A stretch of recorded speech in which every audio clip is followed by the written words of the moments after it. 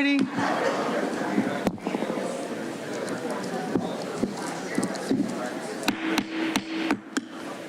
Good morning. I will now call the December 10, 2024 San Diego County Board of Supervisors regular meeting and Fire Protection District meeting to order. I'm going to ask everyone to please help me along today, as I recently had a medical procedure, so my doctor has advised for me to be doing limited speaking. I'm going to do my best possible today. It's going to be a meeting will be conducted in accordance with board policies and the published agenda. The clerk and the vice chair will assist during today's proceedings if necessary. So today, this meeting is taking place on Human Rights Day, which is observed around the world on December 10th, and it commemorates the anniversary of one of the world's groundbreaking pledges, the Universal Declaration of Human Rights. During today's proceedings, I encourage everyone to take to heart the need to treat each other with respect and dignity as we work to eliminate discrimination and safeguard the rights of marginalized communities. With that, I'm going to turn it over to Andrew. Thank you, Chairwoman Vargas. On behalf of Chairwoman Vargas, we'd like to take a moment to acknowledge the land that we call home. There are communities in the San Diego region that face unjust conditions and circumstances related to the environments in which they live. The tribal nations of the San Diego region are an example of one community that has historically faced such injustices. We acknowledge the harmony that existed between the land, nature, and its original peoples, who have since endured displacement, persecution, and systemic oppression. We pay our respect to the unceded territory and homelands of the 18 tribal nations in our region, the most in any county in the United States, from our 4 cultural groups, the Kumeyaay, Diegueño, the Luiseño, the Capeño, and the Cahuilla. We aspire to learn from the indigenous traditional knowledge and experiences in undoing the injustices of the past. With that, I will now call the roll. We'll note for the record that Supervisor Anderson is absent today due to an illness. And with that, Supervisor Montgomery Stepp. Here. Supervisor Desmond. Here. Vice Chair Lawson-Remer. Here. And Chairwoman Vargas. Vargas here.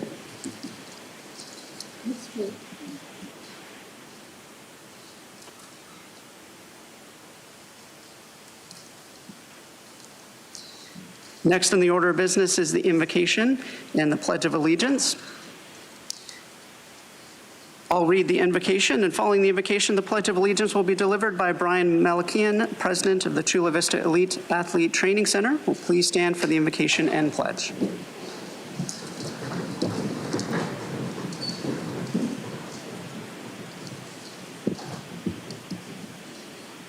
Thank you to every seat that has been filled here today.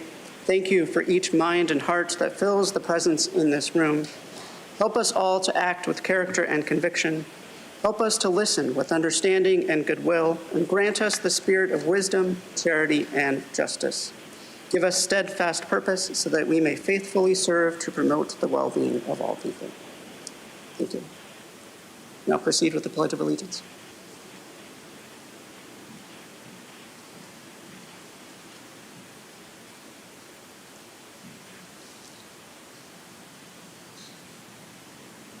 I pledge allegiance to the flag of the United States of America and to the republic for which it stands, one nation, under God, indivisible, with liberty and justice for all.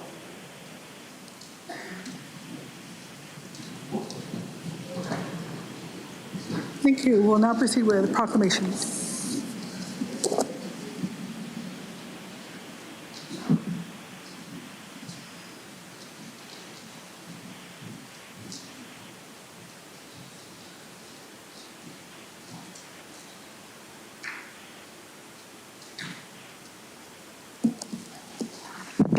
All right, I will be presenting the first proclamation honoring This Is About Humanity. So I'm going to ask Yolanda and Blake and the other folks to join me up here.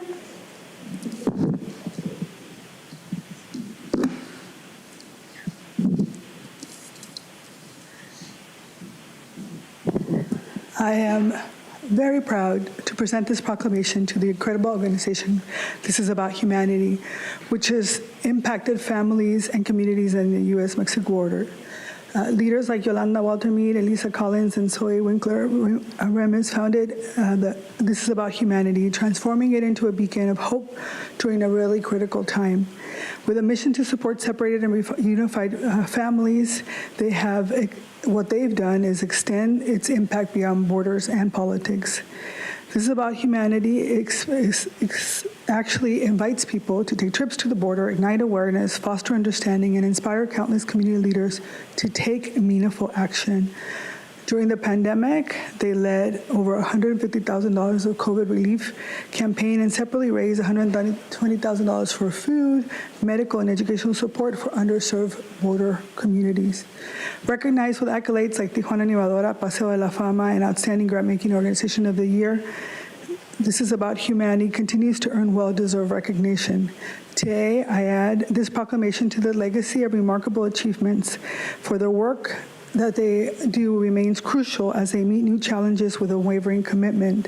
The efforts remind us that this is not just about aid, it's about humanity. So I want to thank the founders, the volunteers, and all of the supporters. So with that, be it proclaimed today by myself, Chairwoman Nora Vargas, and all the members of the San Diego County Board of Supervisors on this 10th day of December 2024, that we commend This Is About Humanity for its outstanding service and commitment to the citizens of San Diego County and the binational region, and do hereby declare this to be This Is About Humanity Day throughout San Diego County.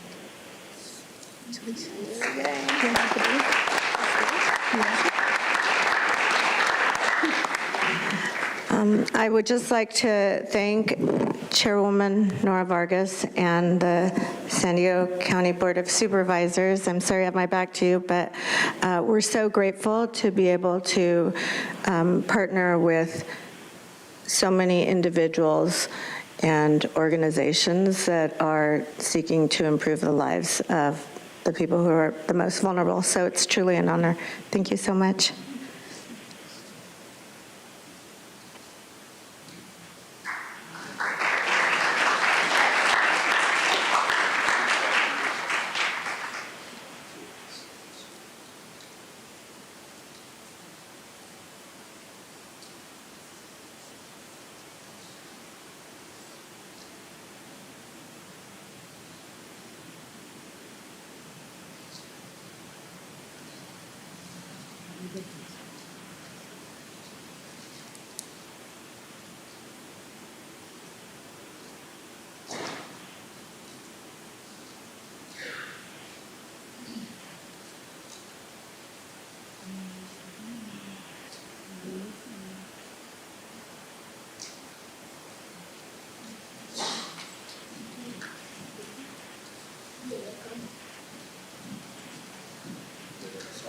I will.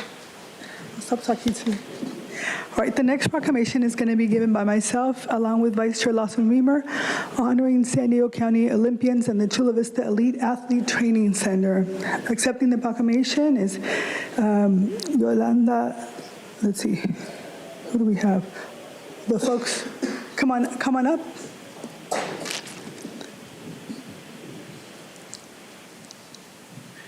Brian, okay. So it's Brian Malekian, the President CEO, Yolanda Zavala, Jen Manuel Spencer Jameson, I think. Did I miss anybody? No. Okay, good. All right, so welcome. It is, where's the Vice Chair? Over here. It's an honor to celebrate the extraordinary achievements of our local Olympians and the vital role of the Chula Vista Elite Athlete Training Center, opened in June of 1995. They have been a beacon of hope and determination for athletes, supporting over 20 sports, including Olympic, Paralympic, professional, collegiate, and international teams.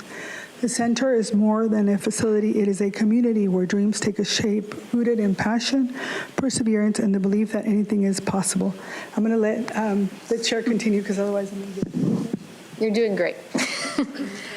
So it's an honor to stand before you today as we celebrate the incredible legacy and ongoing impact of the U.S. Olympic and Paralympic Training Center in Chula Vista. For over 2 decades, this facility has been a place where dreams become realities. From the moment an athlete steps onto this campus, they enter an environment designed to optimize every aspect of their preparation, physically, mentally, and emotionally. Chula Vista, with its world-class training amenities, serves as a critical cornerstone of the United States' Olympic and Paralympic programs. This center has hosted athletes from all over the world, and with its cutting-edge facilities, expert coaching, and unwavering support, it continues to elevate athletes to the highest level of competition. The U.S. Olympic and Paralympic Training Center is more than just a place for athletes to train. It is a place where champions are made, not only in terms of athletic achievement, but also in terms of character. So I would like to take a moment to acknowledge the coaches, staff, and volunteers who work tirelessly behind the scenes to ensure that athletes have everything they need to succeed. They are the unsung heroes, contributing their expertise and support day in and day out to help every athlete unlock their full potential. Their commitment and passion are what makes this training center not just a place to train, but a home, a place where athletes know they are supported and encouraged every step of the way. And of course, the athletes themselves, each one a testament to the power of hard work, dedication, and perseverance. The sacrifices they make, the hours they put in, and the obstacles they overcome are all part of their journey to greatness. So whether they stand on the podium or just take part in the pursuit of their personal best, they are an inspiration to each and every one of us. The victories they celebrate at the games are a direct result of the relentless work that takes place here in San Diego County. So as we honor the U.S. Olympic and Paralympic Training Center, let us also recognize that its success is a reflection of our shared values, values of excellence and teamwork. The future of the U.S. Olympic and Paralympic movement is bright, and the legacy of the training center in Chula Vista will continue to shine for generations to come. So with that, I'd like to present a proclamation honoring San Diego County Olympians and the Chula Vista Elite Athlete Training Center. Be it proclaimed by Chairwoman Nora Vargas and all members of the San Diego County Board of Supervisors on this 10th day of December 2024 that we commend the Olympians of San Diego County and the Chula Vista Elite Athlete Training Center for the outstanding service, leadership, and commitment to the citizens of San Diego County, and do hereby declare this day to be San Diego Olympians and Chula Vista Elite Athlete Training Center Day throughout San Diego County.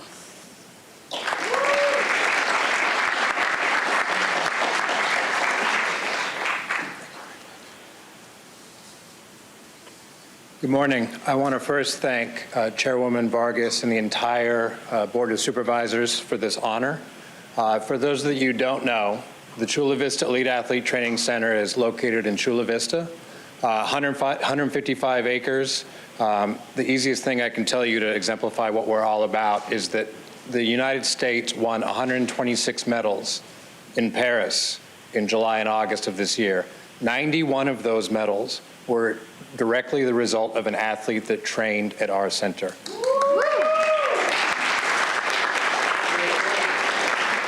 We are also honored to be part of the community in San Diego County and Chula Vista, and so I'd like to invite anybody who is interested in coming to see our amazing facility to come down, and we'd love to show you around. Thank you very much.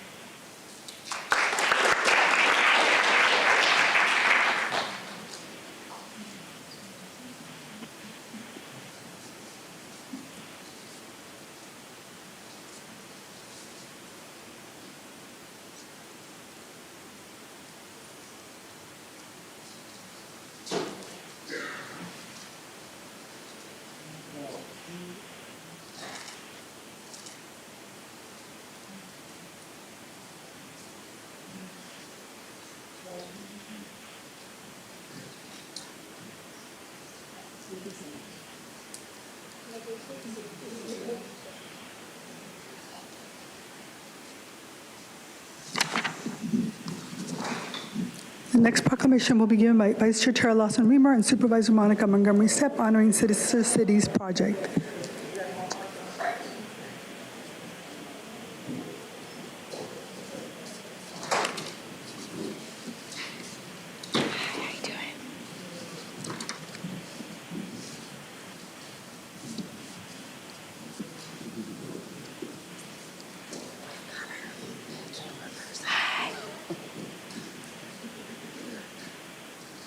Where's my colleague?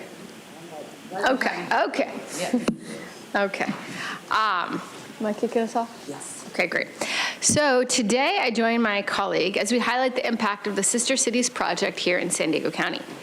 The mission of the Sister City Project embodies principles that make our community stronger, more equitable, and connected, fostering collaboration, creating opportunities, and ensuring that all voices are heard. By forming formal partnerships between communities, the Sister City Project helps bridge gaps, open doors, and build the type of cross-community relationships that strengthen ties. Today, we stand together to celebrate the partnership between Southeastern San Diego and the Solana Beach, Del Mar, Carmel Valley communities, a partnership that holds the promise of creating new opportunities for social, economic, and cultural growth. This effort is rooted in mutual respect, shared understanding, and a commitment to equity. Through workforce development, small business growth, and a focus on community dialogue, this initiative is building a network of support that will help lift up communities and provide sustainable pathways for success. As we celebrate the impact of this partnership, we also look forward to the new opportunities it will generate, whether in education or economic development. It is important that we keep identifying shared goals, launching new initiatives, and advancing key priorities to create lasting benefits in all of our communities. So on behalf of the San Diego Board of Supervisors, I want to express our deep appreciation to all those who have worked tirelessly to make the Sister Cities project a reality. Your leadership, your vision, and your unwavering commitment have been vital for this endeavor. So I will now pass it over to my colleague, Supervisor Montgomery Stepp. Thank you so much, Vice Chair, and good morning, everyone. It's an honor to celebrate the inspiring mission of the Sister Cities Project. This organization truly highlights what is possible when communities come together, united by a shared commitment to equity and create meaningful connections. The Sister Cities Project has a bold mission to establish formal partnerships between varied communities with different types of socioeconomic status. And it does this through a comprehensive ecosystem that prioritizes workforce development, small business growth, and community dialogue forums. Its goal to foster equity and cultivate new relationships between diverse communities and individuals is so important to our ever-changing society. Today, we formally recognize the partnership the Sister Cities Project has created, as the Vice Chair said, between Southeastern San Diego and the Solana Beach, Del Mar, Carmel Valley cluster. This partnership creates pathways for authentic collaboration and shared growth. Most importantly, this new partnership emphasizes the development of new programs for education, social interaction, and economic equity. As we proclaim the establishment of the Sister Cities Partnership, I want to recognize the efforts of those who have championed this cause. We celebrate the commitment to equity and the vision of a future where all communities can thrive together. So let this proclamation stand as a testament to the power of collaboration, the importance of understanding, and the strength of unity. And with that, I'll read the last line of the proclamation. Now, therefore, be it proclaimed by Chairwoman Nora Vargas and all members of the San Diego County Board of Supervisors on this 10th day of December 2024 that we commend the Sister Cities Project for their outstanding service, leadership, and commitment to the citizens of San Diego County, and do hereby declare this day to be Sister Cities Project Day throughout San Diego County. Congratulations.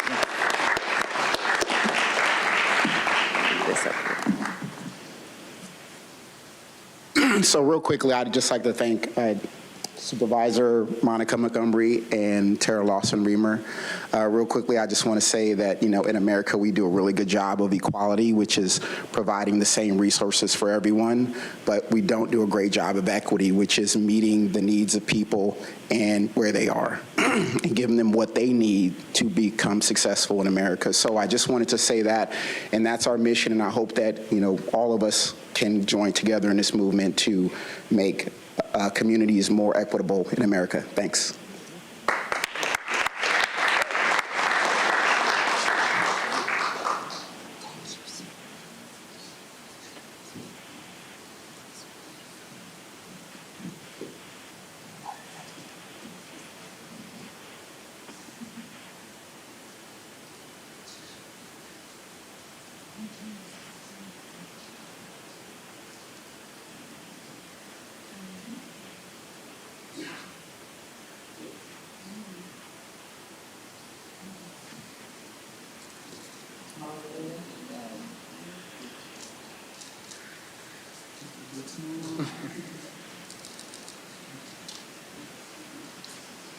The next proclamation will be given by Supervisor Monica Montgomery Stepp, honoring Rady Children's Hospital and Health Systems. Accepting the proclamation will be Lori Lynn, Injury Prevention Manager, Rady Children's Hospital, and Stephanie Gioa Beckman, Director, Community Impact and Advocacy for Rady Children's Hospital. Good morning. Morning again, everyone. It is truly an honor and a privilege to stand here today to recognize the Rady Children's Hospital and Health System in honor of Injury Prevention Day. It's my pleasure to acknowledge Rady Children's Hospital for their unwavering commitment to the health and safety of our youngest and most vulnerable residents. For decades, they have been a cornerstone of pediatric care in our region, providing world-class medical treatment, cutting-edge research, and a compassionate lifeline to families in their most challenging moments. Families throughout San Diego County have turned to Rady Children's during their most difficult times, finding not only expert care, but also the reassurance that their children are in the best hands possible. While Injury Prevention Day was in November, it's never too late for us to recognize one of the leading causes of death and disability among children in the United States, from birth through 18 years of age. Across the United States, 20 children tragically lose their lives every day to preventable injuries, and countless more are hospitalized or left with life-altering conditions. Here in San Diego, the statistics are equally sobering. Falls are the leading cause of child hospitalizations due to preventable injuries, while motor vehicle accidents remain the primary cause of trauma. In recent years, emerging trends such as e-bike and scooter-related injuries have only added to the urgency of this issue. Rady Children's Hospital has risen to this challenge, becoming a leader in injury prevention. As a designated site for the Injury-Free Coalition for Kids, they have implemented evidence-based programs that not only respond to injuries, but actively work to prevent them. Through education, advocacy, and outreach, they are equipping families and communities with the tools and knowledge they need to create safer environments for children. It is also important to recognize the people behind the institution, the doctors, nurses, administrators, researchers, and community partners who dedicate themselves every single day to the well-being of our children. Their work goes beyond providing medical care. They create hope, foster resilience, and ensure that no family walks their journey alone. Today's proclamation is a testament to the lives saved, the families supported, and the futures made possible by Rady Children's Hospital. And with that, it is my great honor to present this proclamation, and I'll read the last line again. It says, be it proclaimed by Chairwoman Nora Vargas and all the members of the San Diego County Board of Supervisors on this 10th day of December 2024, that we commend Rady Children's Hospital and Health System for their outstanding service, leadership, and commitment to the citizens of San Diego County, and do hereby declare this day to be Injury Prevention Day throughout San Diego County. Congratulations.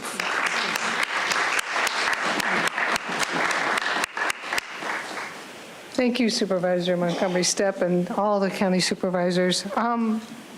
Rady Children's Hospital is the lead agency for an organization called Safe Kids San Diego. Safe Kids San Diego is the community-facing part of Rady Children's, where we, every year, take the data and then focus on programs in our communities. We invite all of you to participate in Safe Kids San Diego as we focus on all the injuries. We have partners and anybody who is interested in taking care of kids. Finally, every 3 years, Safe Kids San Diego puts out a report to the community. Our report will come out in 2025. This is the last report. And this information can help keep all of our kids safe and be able to continue to have injury prevention days and maybe get rid of them because our kids aren't getting injured anymore.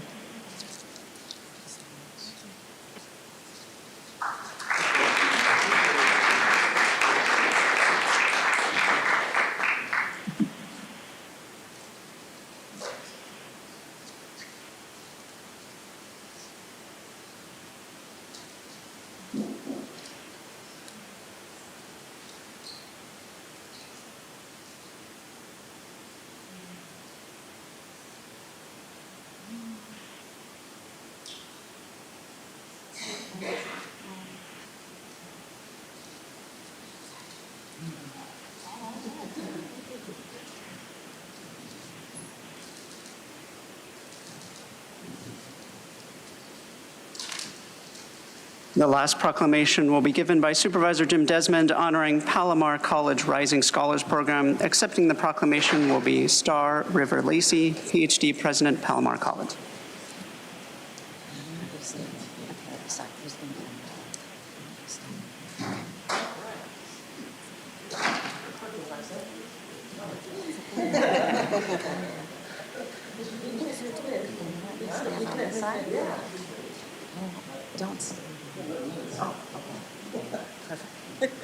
Oh, this is wonderful. Good morning. This is about the Palomar College Rising Scholars Program. And I've got with me Dr. Star Rivera Lacey. She's the superintendent and the president of Palomar College Community District Rising Stars program team here with us today. Okay, raise your hand when I call your name off. You got a great team here. Dr. Leslie Salas, Dean Student Success. Dr. Nora Kenny, Rising Stars program coordinator. Joe Romero, the student support specialists. We also have Rising Star peer mentors. These are Palomar College students: Joseph Arias, Megan Carlson, Cynthia Murillo, Darren Tittle, Vanessa Rojas, the Rising Scholars Special Projects coordinator, is that right? Julie Lanthier Bandy, she's the Director of Marketing and Communications at Palomar at Public Affairs, and Gabriela Lopez, Outreach Specialist from North County Education Opportunity Center at Palomar College. This is a wonderful program. It was founded in 2018 by a formerly incarcerated professor who believes that education can transform lives. This program is part of the California Community College Rising Stars Network. Hopefully I'm not stealing all your thunder here. It's a statewide organization of 93 different community colleges that serves over 20,000 in the state of California, over 20,000 currently and formerly incarcerated students each semester. In the state of California, it costs about $82,000 to incarcerate someone. It only costs $2,000 a year to provide a community college education. The Department of Justice reports that through education and career training, the recidivism rate of formerly incarcerated individuals is reduced from 50% to 30%. So in the past 6 years, Palomar College Rising Scholars Program has served 898 currently and formerly incarcerated. And by currently, you actually have, there's a wing at the Vista Detention Center that actually gives, I think is it just for veterans right now? For veterans, but veterans that are incarcerated, it gives them community college credits and access to community college professors and education while in jail. So hopefully they can have a better outcome when they get out. But this is formerly incarcerated students, including veterans, detained at the Vista Detention Center. So an estimated 90% of the Rising Star scholars graduate and earn a certificate or a degree in alcohol and other drug studies. These are often the root causes of them ending up in making bad decisions. But in alcohol and drug studies to positively impact individuals, families, and communities for generations to come. So whereas the County of San Diego is committed to recognizing and honoring those individuals that are dedicated to the best ideals of public service, Palomar College Rising Scholars Team is one such worthy organization. So be it proclaimed today by Chairwoman Nora Vargas and all the members of the San Diego County Board of Supervisors on this 10th day of December 2024 that we commend the Palomar College Rising Scholars Program and team for their outstanding service, leadership, and commitment to the citizens of San Diego County, and to hereby declare this day to be Palomar College Rising Scholars Program Day throughout San Diego County. All right.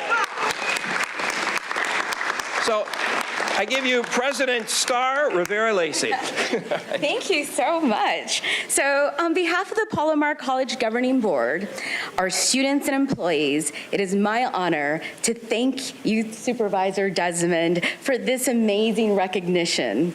We are incredibly grateful for your acknowledgement of the Palomar College Rising Scholars Program and its impact in our region. At Palomar College, we proudly serve over 28,000 students in our 2,500 square mile district. I'd like to say that we are larger than the state of Delaware. It is our privilege to guide students along their educational path to meet their academic and career goals. I often say that Palomar College is a place of 1,000 chances. The Rising Scholar Program is a perfect demonstration of this. It shows how a community college education can positively impact the lives of students and their families and their communities and for generations to come. It has also been an opportunity to build a college-wide culture of collaboration, support, and acceptance for all students. I'm going to skip some of this because you covered it very, very well, and you did it outstanding. I do want to acknowledge the students, because without the students, there is no program. I also want to acknowledge an individual, Dr. Nora Kenny Whitley. Where'd she go? There she goes. There we go. She has been a champion for this cause and unceasing in her support, and I think part of this, we would be remiss if we didn't acknowledge you by name. Again, thank you so much for this incredible honor. Happy Palomar College Rising Scholars Day, and go Comets!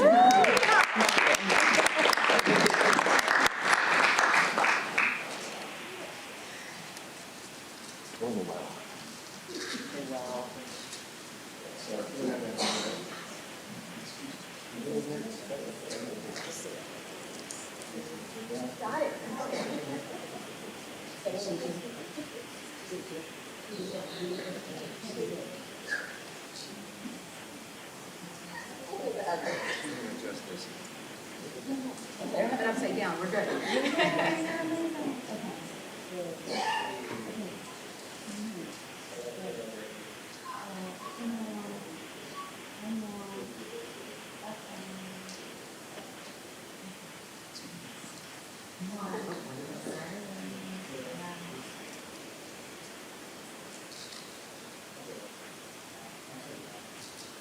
Congratulations. Yeah, this is a great program.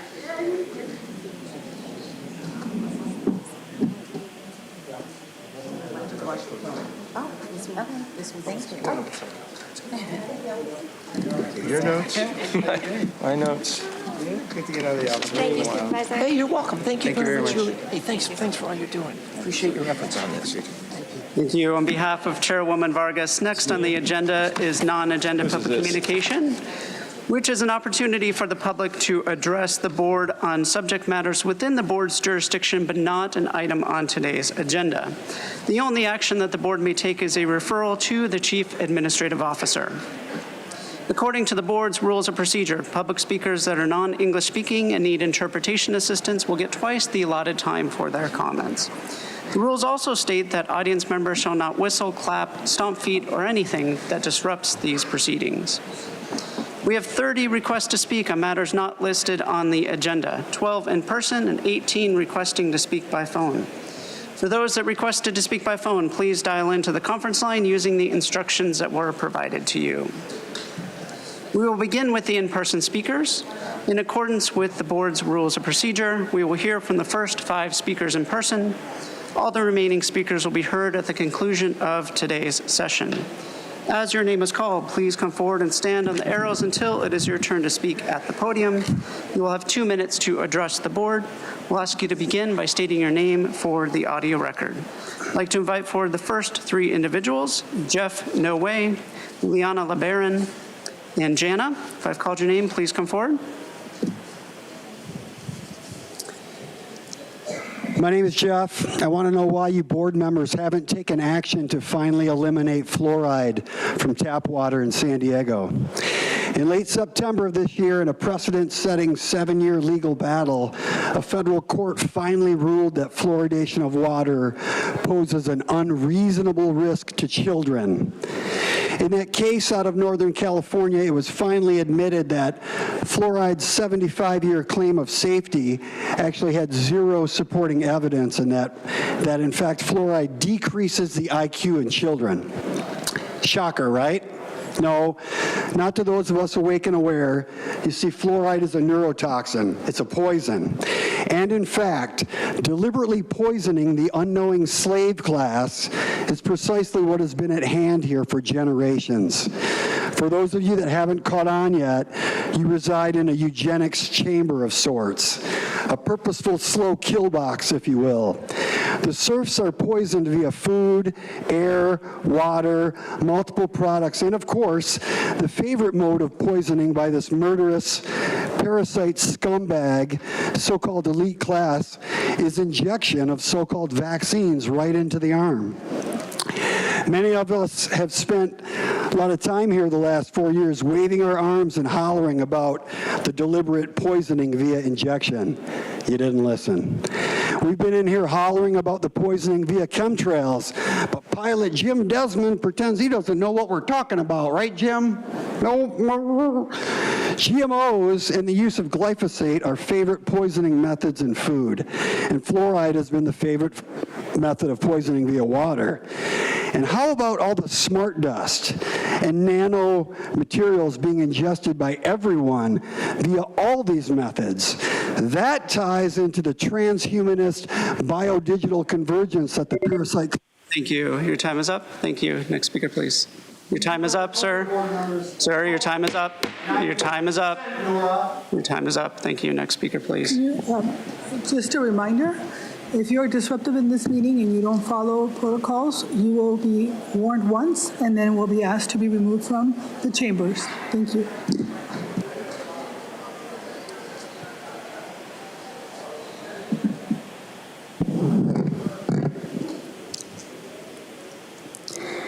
Good morning, Jim, Monica, Nora, and Tara. My name is Leanna LeBaron, and I am a council member for the City of Lemon Grove.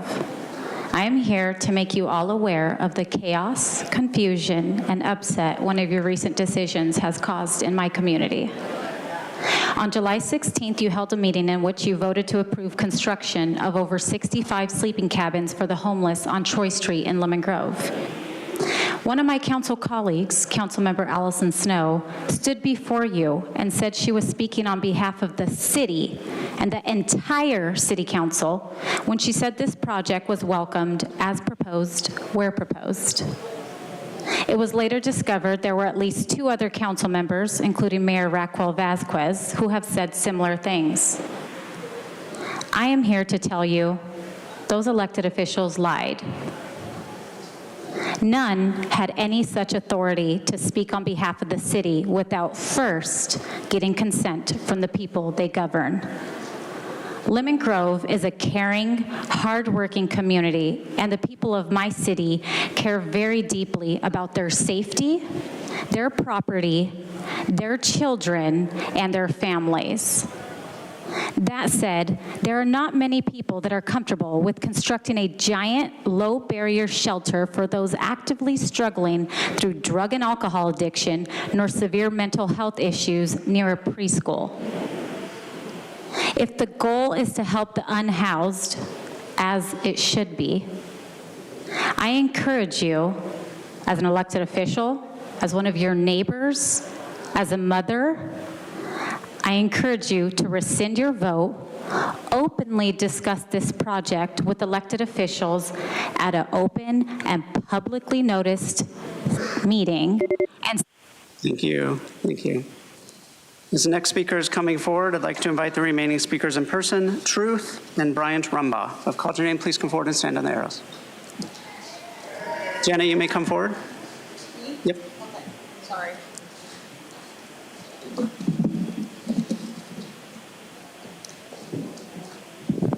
Hi, my name is Jana. I've come here a few times before to talk about my vaccine injury support group, which is going strong in San Diego. It's been almost 2 years now, and we do have a website. It's wecareforyou99.com, so you can take this information. But I decided to come speak today personally on the non-agenda for situations that I'm not understanding quite what's going on here. I've been a San Diego native my entire life. It's never been this difficult to live in this community.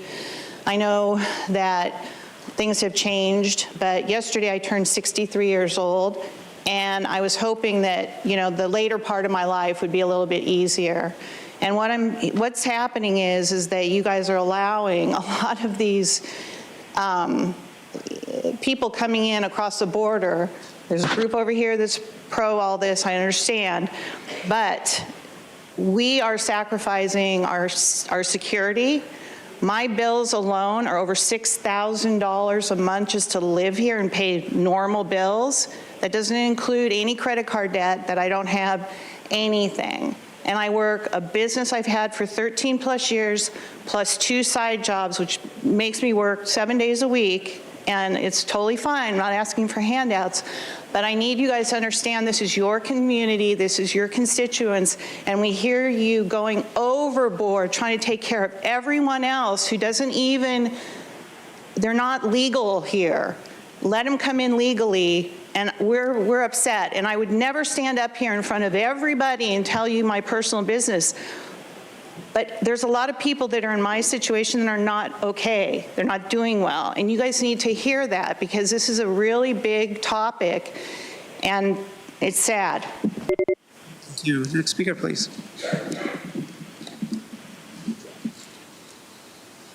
All right, still Brian Rumbaugh. Jim, good to see you, buddy. So it's been about 2 years since I've been in here. I'm gonna quick just kind of, let's just say parlay off of what she just said. Ironically, I did see a statistic where as things have gotten harder for everybody, believe it or not, as we sit here, we are going to have a lower lifespan than our parents, okay? And that apparently is, while we've all been in this divided red versus blue paradigm, as you've heard me call it several times over the last 2 years. And what I initially wanted to talk to before talking of Jana there is that invocation that Andrew read. I actually went ahead and looked it up. And one thing that we need to understand is that in America, we have creator endowed rights. We recognize them. Which means certainly for us to protect our sovereignty, we should be recognizing those same rights to people that are in other nations. We do have a nationless class that leads people around rooms in circles with ropes on their necks and punches them in the eye and all this crap, okay? That the word God wasn't even, and I understand, creator is different. Creator is supposed to be the word that maybe people may not get offended by. Deity, it brings in that incarnation, or incantation rather. When I looked up that, it's ritual magic. I mean, this nation had the chance, still has the chance to trailblaze the way humanity is supposed to live. We got to take the money out of the political campaigns. We got to pretty much create an engaged society. You guys just must love these fireworks. I don't. Thank you. Next speaker, please.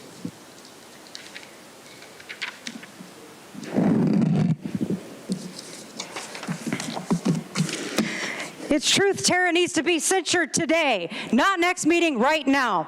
Tara has exhibited a pattern and practice of disrespect, unprofessionalism, and ethically questionable behavior unfit for public service. She has consistently shown up late to meetings and or left meetings early, exhibited unprofessionalism such as rolling her eyes after a supervisor spoke. On May 21st, degraded the integrity of these meetings by referring to them as political theater, inaccurately described Board of Supervisors meetings to the media, has consistently ignored and exhibited disdain toward people who come to speak, has called for a 5-minute recess that turned into a 30-minute meeting interruption without any update to the waiting public. On October 8th, wasted resources on an item about county fire and procurement despite 0 reported issues. Has worked against a fellow supervisor and the public by rushing into an EPA Superfund designation without time to research consequences. Refused to meet with constituents regarding important issues like animal abuse. unable to maintain staff. On September 25th, was caught posting on Facebook during a meeting, publicly shared suggestive self-portraits of their own daughter's identity exposed that detracted from meeting business and was unbecoming of anyone in public office. In 2021, called for speaking time reduced to 30 seconds, called for reducing speaking time on January 9th and 23rd, despite telling the media it would not be heard again. On July 16th, implemented new speaking time reduction rules without a vote of the entire board. On September 24th, gave the CEO of a pre-planned deal 3 minutes to speak while arbitrarily cutting everyone else's time down to 1 minute. Violated the board rules by repeatedly bringing unlawful, tyrannical censorship attempts, like today's item 36, that have already resulted in at least one lawsuit against the county.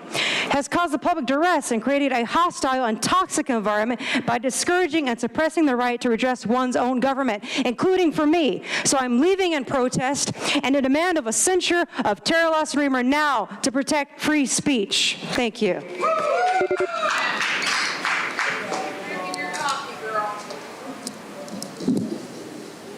So, Consuelo, this is your first warning. You're disrupting the meeting. You only get one warning. The next one, you're going to be asked to leave, okay? Thank you. Now we'll hear from those that requested to speak by phone. Again, in accordance with the board's rules, we will hear from the first 5 callers. The remaining callers will be heard at the conclusion of today's session. When it is your turn to speak, you will be unmuted and you will hear a recording that will tell you to begin your comments after the beep. I'll remind the callers they should mute their TV or live video stream before they begin speaking. We will start with our first caller.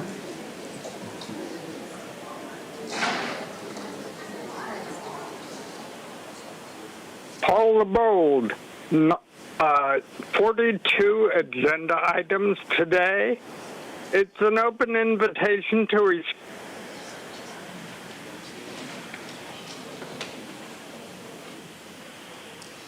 Paul, your device might be muted.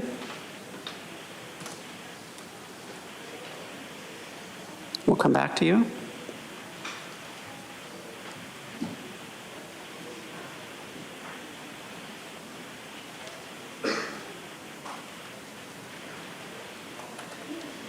Good morning and best wishes for a speedy recovery, Chair Vargas. My name is Suzanne Hume and I'm the Educational Director and founder of CleanEarthForKids.org. Please, please stop leasing San Diego County land, taxpayer land, to West Coast tomato growers with a history of documented farm worker abuse. They had to settle in 2018 for $1 million. And the West Coast tomato growers using toxic pesticides that poisoned me, a teacher, and is currently continuing to poison people 100 feet away from where the fields are. They're using toxic pesticides known to cause cancer, lung, heart, and brain diseases, neurological diseases, inflammatory diseases, kidney disease, psychiatric symptoms, increased depression. I could go on and on. What West Coast tomato growers is doing is not okay. The people of San Diego County do not agree to have our land misused in this way, to be spraying and poisoning people 100 feet away and next to the bike trail where kids learn to ride their bikes, next to Guajomie Park, because this is supposed to be parkland. This is our land. We've been asking you for 8 years to stop allowing and promoting the poisoning of people. People are sick. People cannot afford to move.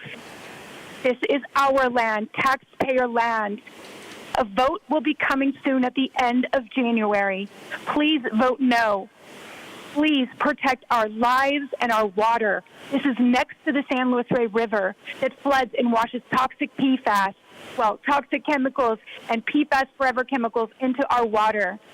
This is harming our people, our wildlife, their size. Thank you. Now hear from the next speaker.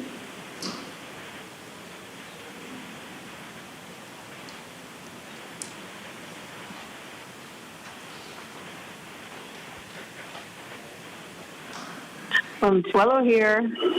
I left the chambers before I got kicked out. I know you missed my name in your mouth, Nora. But anyways, what I wanted to say was It's time. It's time to break down the belief systems, especially pertaining to government. You have all these proclamations that are given to these people who have no freaking clue of what you guys do. They just want, they just come in and they receive their little placard or whatever it is, and then they go about their business continuing to do what it is government likes them to do. Be distracted, pay your taxes, not pay attention to what they're in fact doing. And it's funny because a lot of these proclamations consisted of humanity and people working together. Well, that's in fact what it should be and where it's going, quite frankly, because these political pawns, I call them, they're not elected, but selected. Case in point, the man who ran against Nora Vargas. Who is he? I didn't see any signage on him. I saw absolutely nothing on him, maybe a couple interviews. But him too, it's like you're running against people that, and not only that, but nobody knew who he was. Yeah, he got 30% of the vote. And that just goes to show you just how fed up people are with this board, this chairwoman, and all their shenanigans. People need to wake up. I'm talking to you in the audience. You need to wake up and pay attention, not just when you're getting a proclamation or you're scripted and you're asked to come in to speak on a certain subject. Pay attention to what they're doing. Pay attention to who, in fact, is coercing you to speak and why they're coercing you to speak. There's always reasons, and the people are always the last. They don't work for the people. They work for the predator class, I like to call them. I don't even call them elite. They work for the predator class, and there's no conspiracy theory about it. Pay attention. Thank you. We'll now hear from the next caller.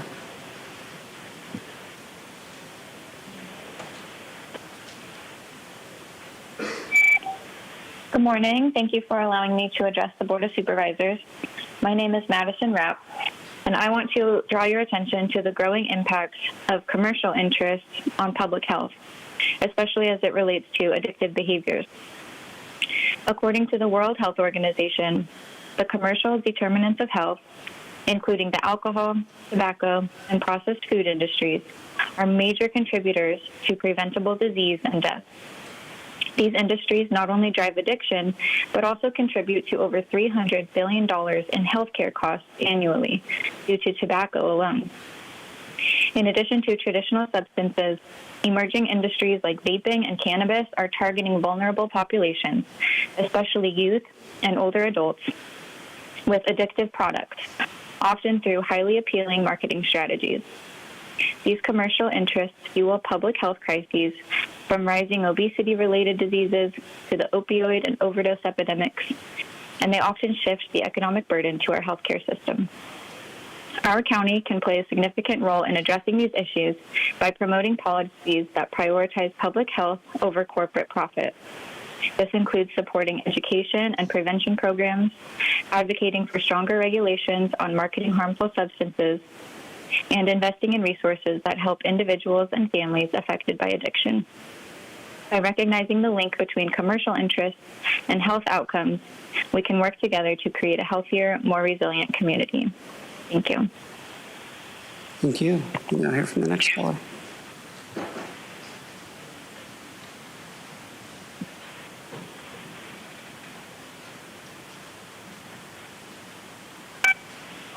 Hi, my name is Zora Fahim, President and Founder of Los Angeles Alliance for Animals. The San Diego Department of Animal Services has become a deep stain in county history as a failure to our community and animals. If I was a county supervisor, I would rise up out of my seat and go to the shelter and speak to employees. Let them know how much I appreciate their hard work. Let them know that the time is now for all of us to start rolling up our sleeves and begin aggressive reform. Investigation on Artesian Road is the same. Ongoing investigation that seems to be ongoing, going absolutely nowhere because Department of Animal Services doesn't know how to investigate equine cruelty cases, which is the reason why the horses on Artesian Road are still there, suffering, being neglected, which is the reason why the county must sit down with us so that we can provide our experts to them to create a case for District Attorney Summer Stephan to remove all the animals. DAS claims horses and herd animals do not need protection against elements. According to equine experts, they do need protection against elements, and UC Davis veterinarian guidelines drafted by board-certified equine veterinarians mentioning that horses need protection against elements, against the rain, with windbreak. DES needs to implement an immediate policy that horses need protection against elements, and this needs to be enforced. And all the animals on Artesia Road need to be immediately removed for allegations of criminal animal cruelty. DES has allowed the animals in our community, the horse owners in our community, which are in the thousands, to suffer and be neglected. This must stop now. Thank you. Thank you. We'll now return to the first caller, Paul DeBold.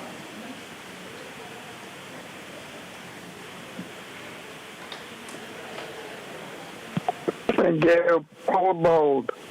Can you hear me? Hello? Yes, we can hear you. Please go ahead. Good, great. 42 agenda items. This is an open invitation to reschedule them arbitrarily to another day so people sit waiting or have to leave without speaking.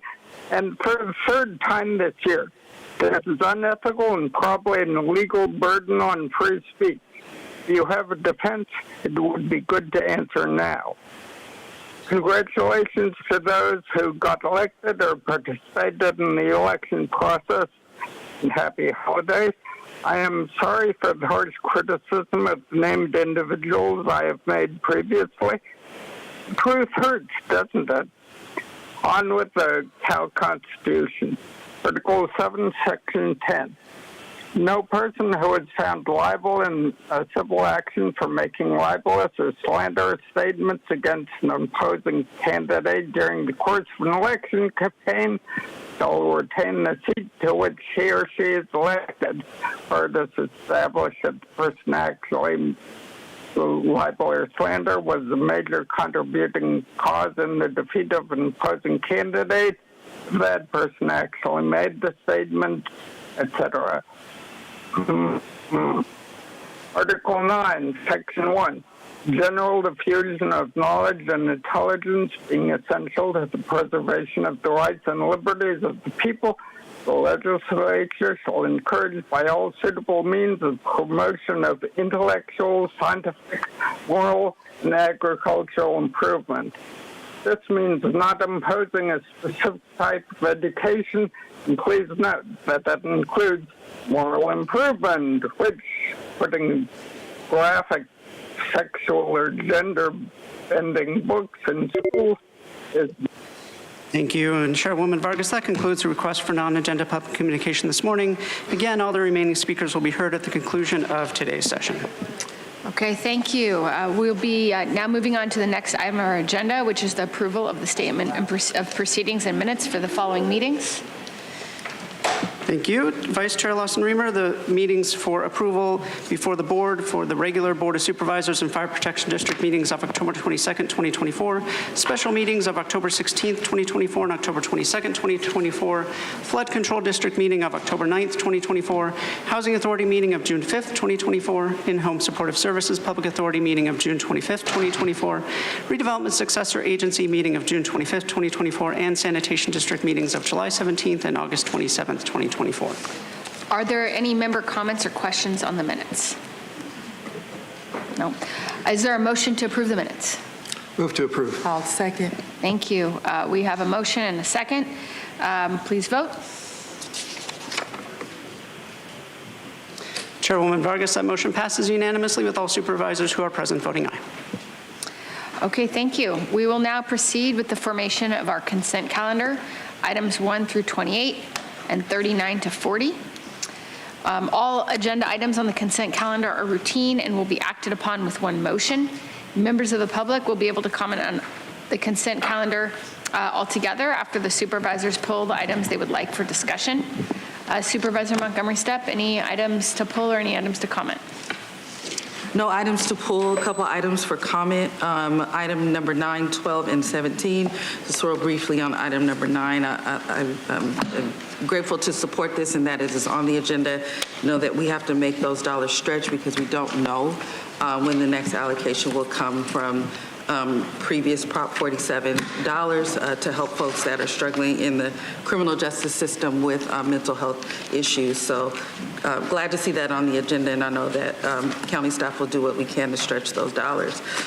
Item number 12, I just want to comment on this because it has to do with EQUIS. So as you all know, in October, I asked my colleagues to approve an audit of EQUIS contract for the county's flood relief program based on the many concerns that I heard from the community. And as I said at the time, it's important to ensure transparency and accountability so that we can improve the process for future emergencies and restore community trust.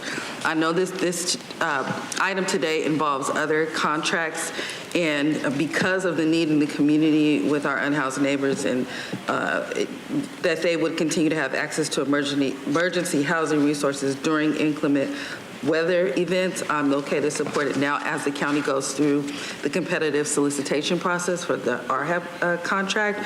But I am looking forward to seeing that audit and making changes based on what it tells us. And so I just wanted to comment on that. And then on number 17, very briefly, this is something coming from the Workforce Partnerships Policy Board. I am the chair of that board, and I'm proud to support the goals of the CalWorks Expanded Subsidized Employment and CalFresh Employment and Training Program, in which this item calls out. These two programs help the county address food insecurity by ensuring that those that are in need are enrolled in food assistance programs. For example, at the San Diego Career Centers, unemployed individuals are enrolled in CalFresh while they receive assistance with their job search and workforce development training. So this is good news for us. With that, I will move the consent agenda. Thank you. Thank you very much. Supervisor Desmond? Yes. Were you going to pull item 1? I was going to actually suggest a friendly amendment, if you wouldn't mind. Just wanted to, I can do that now if you'd like. So I'll just make a quick comment on your item number 1, which I think is really thoughtful. I just was hoping that for recommendation 1B, that we expand it to not only the Vista detention facility, but Vista and all county detention facilities, a pretty minor amendment, if you'd be amenable. I think that's fine, and that's the intent is to, if we start it maybe in Vista, but to have it spread throughout the entire county and make it work. Okay, great. So I'm happy to accept that. Thank you. Ryan, did you catch that? Okay, so I have comments first on 1926, and then I'll get back to 1. Number 19, this is to explore the establishment of procedures to form business improvement districts. While I think this item is well-intentioned, I'm not interested in the business improvement districts. I'm only interested in the ones for the unincorporated areas. I'm not supportive of the county getting unnecessarily entangling itself with the city for these business improvement districts. As it currently stands, there's nothing preventing a group of business owners forming a business improvement district anywhere in the county. State law already permits them to be formed without a county ordinance, as shown by the many that already exist in our cities. Also, it's hard to support an item where we ask the CAO to go look for funding for one particular ethnic or cultural group in a city when we have countless others throughout the region. And we absolutely have funding mechanisms for this purpose, neighborhood reinvestment or community enhancement to assist groups such as this. So I'm going to be registering, Ryan, a no vote on item 19. Item 26 is a request to apply for and accept grant funds for the Cannabis Equity Grants Program. I'm going to be registering a no vote on item 26 as well, so I disagree with the Cannabis Equity Program and do not believe it's right for the unincorporated area. So a no vote on 19 and 26. But on number 1, this is enhancing alternatives to incarceration to include universal transportation options and expanded care coordination. In May, I brought forward a board letter to explore the feasibility of providing transportation to those released from jail. In my district, we've heard from many community members and local officials that the Vista detention facility has had negative impacts on the community when someone is released from jail, whether they've been incarcerated just for a couple hours or a couple of years. They're often disoriented, don't know if they get a bus pass, how to use the bus system to get around. This results in some of those, just wandering the streets around the jails. So the report came back from staff, identified a need for transportation for those released from jail countywide. And it's also identified a need for housing component for those released in jail in North County. They need a place to stay right away. When someone's released, this is an opportunity for us to help intervene, get them help, get them connected with housing and services so that hopefully they don't wind up in jail again just days later.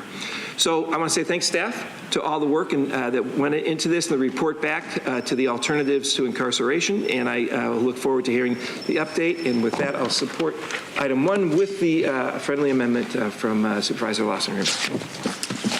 Thank you so much. Just also apologies noting that item 4 has been withdrawn. So we're considering the consent calendar, which is items 1 through 28, 39 through 40, subtracting item 4. I just have a couple comments. First of all, again, appreciate the work of my colleague on item 1 and appreciate that you've willing to accept that friendly amendment. It's important we continue to expand this work. Another quick comment on item number 9, which I think also aligns with our alternate incarceration work and our broader commitment to helping individuals with mental illnesses who are interacting with our justice system. So I'm happy to see the investments in this program and the adoption of a whatever it takes approach. Item 12, I just want to echo the concerns already voiced by my colleague, and I appreciate that addressing these concerns is well underway, but I want to just note that for the record regarding EQUIS in item 12. And item 16, again, just appreciate the good work here.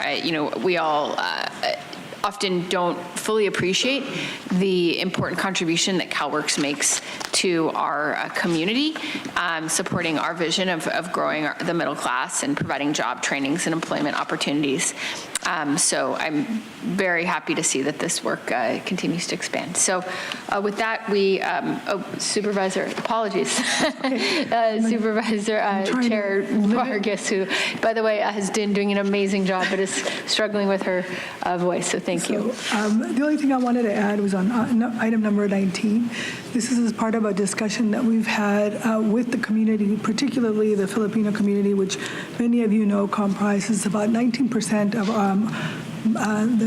the counties out of the population and has one of the highest concentrations areas in District 3. And I want to say that part of the inspiration for this is the work that has been done on Convoy, and although a lot of the work falls on local cities, I think it's very important for us as a community to highlight the Filipino community in the county of San Diego because of who they are, what they've done, and the impact that they've had. And so in elevating this particular ordinance, this is really a true partnership, which I actually believe is what the county should be doing. And we've seen very successful VIDs like Little Italy and downtown Chula Vista.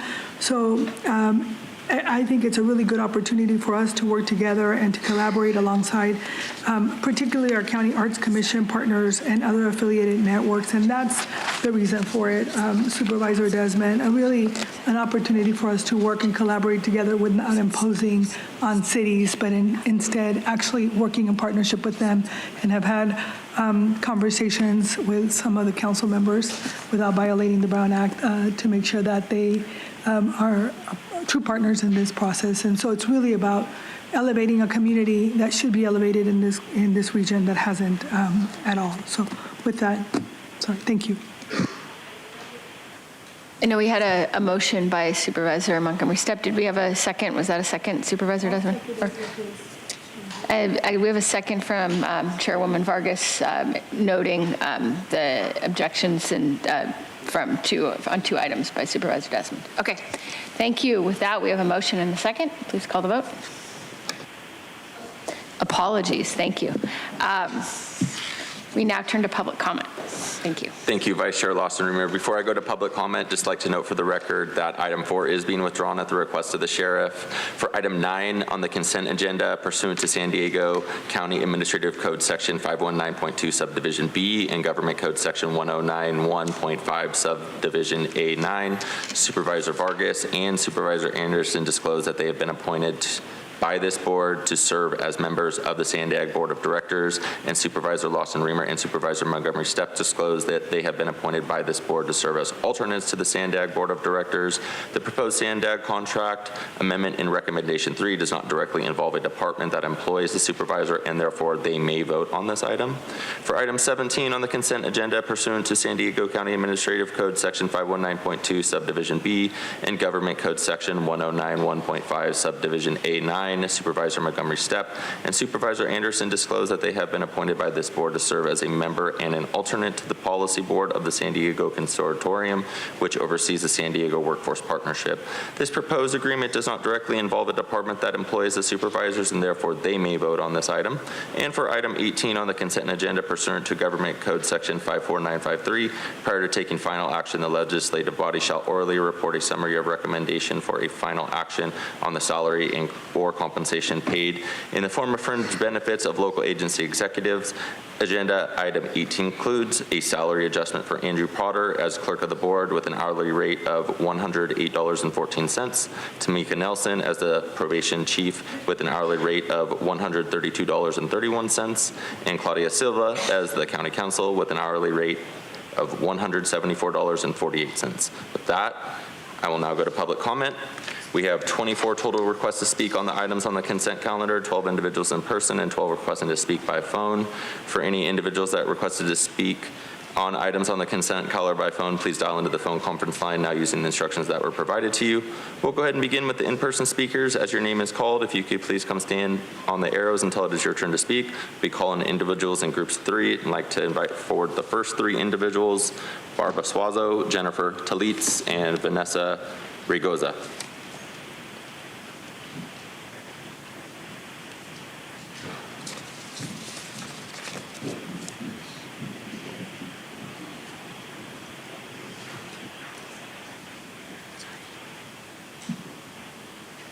Hi.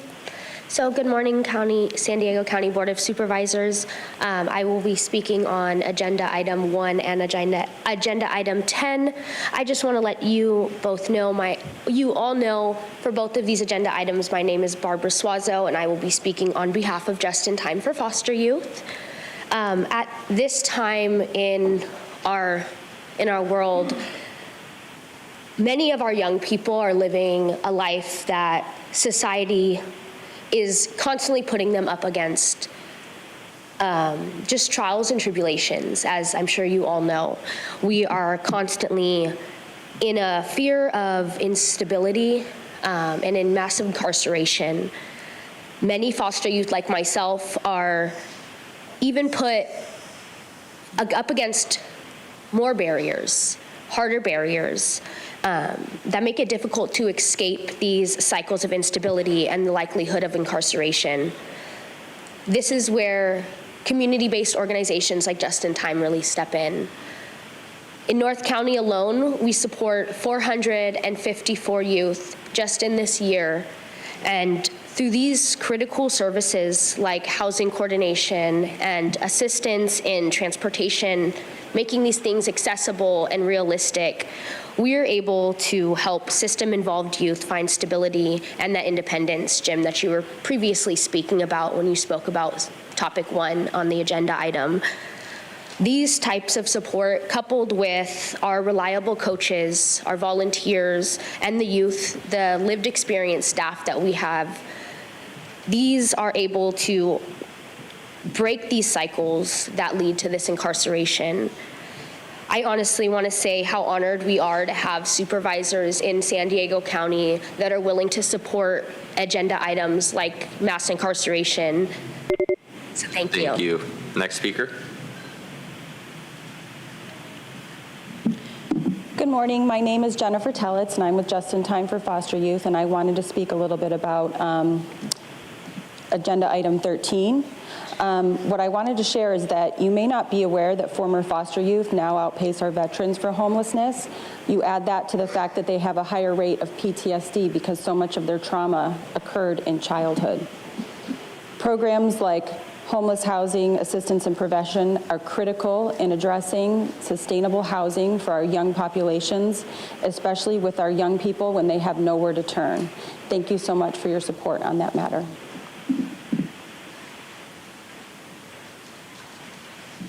Hi, this is for item 18. Okay, so good morning. My name is Vanessa Raigoza. I am a proud SEIU union member and I have worked for the county for 6 years. You should approve this agenda item as it is important to consider adequate compensation for your employees. As county employees go into these negotiations, please remember that we are not just union workers or county employees, but also your constituents. We work for people in each one of your districts, from social work to mental health to medical and food benefits. SEIU represents 11,500 of these county employees. We support the salary adjustments for each one of you. These raises should be a benchmark for our SEIU unions as well, union members as well. Every one of your constituents deserves a livable wage. As county employees, we want to continue to help people, but it's getting harder. It's getting harder to help others when our own salaries won't let us help ourselves. Please help us so that we can continue to help each and every one of the members of our community. Thank you. I will call the next three speakers: Bob Prokesh, Teresa Rogers-Marsh, and Julie Porter.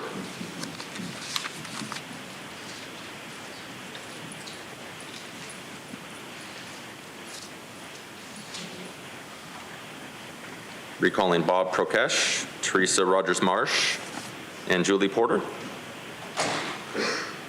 Go with the next three. Ismael Robles, Pam, Edgar Gassaway. Come forward in any order.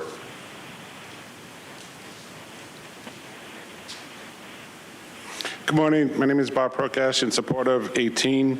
I would like equal consideration for our county workers, 20,000 county employees that serve our most vulnerable citizens, children, family, and seniors. I've been with the county 28 years with Office of Child Welfare, now called Office of Child Safety. I appreciated meeting most of you last week as we kicked off contract negotiations. This week, he received cost equity study results, whose goal is to improve San Diego County position as one of the lowest paid counties to reach an average wage. But our workforce is above average and should be compensated as such. That would match that ubiquitous finding that we live in the most expensive city in the U.S. by matching us as the best compensated. That's how we'll improve our recruitment of new workers and retention of seasoned workers, by compensating them as the highest paid counties such as San Francisco and LA. Our workforce invests in your community every day. It's time to invest in them. Thank you. Good morning, Board of Supervisors. My name is Teresa Rogers-Marsh.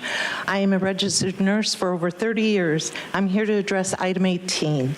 I am a proud SEIU member and a county worker for the last 10 years. I'm an in-service education coordinator at Edgemoor. We support item 18 for the raises. And one important thing I want to remember is recruitment, retention. In my position, I onboard everyone that comes through the doors of Edgemoor. And in the last 10 years, I've seen that recruitment and retention, it's decreasing. The turnover rate is increasing. People can't afford to live in California anymore, and the wages, are bad. So we have a Senate bill coming up, 525. It's about to change wages for many healthcare providers or workers in California. This includes ancillary positions, the workers who are lowest paid and have to seek services themselves to keep their families afloat. The Senate Bill 525 will increase the wages over the next few years. This will lead the county to losing a large chunk of their healthcare workers. They're going to go to private entities. Will the county consider doing the same and increase the wages when this bill takes effect? There's going to be a ripple effect. It's going to be in the middle of our contract negotiations or when our contract starts. Lastly, Proposition 1, and that's the $3.3 billion competitive grant funding program for behavioral health continuum of care. Can the union be invited next year when you meet with the stakeholders regarding this proposition, to remind the county that we cannot incentivize. Thank you. Next speaker.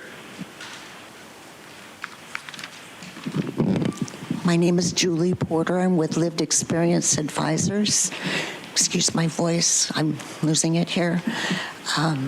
I I'm here to support items 1, 6, 22, 30, well, those are this afternoon, but 1, 6, and 22, specifically item number 1, in the safety of people, including transportation, especially with some of our more vulnerable citizens, which are women, being released from any of the jails, and especially Las Colinas. Thank you for hearing me today.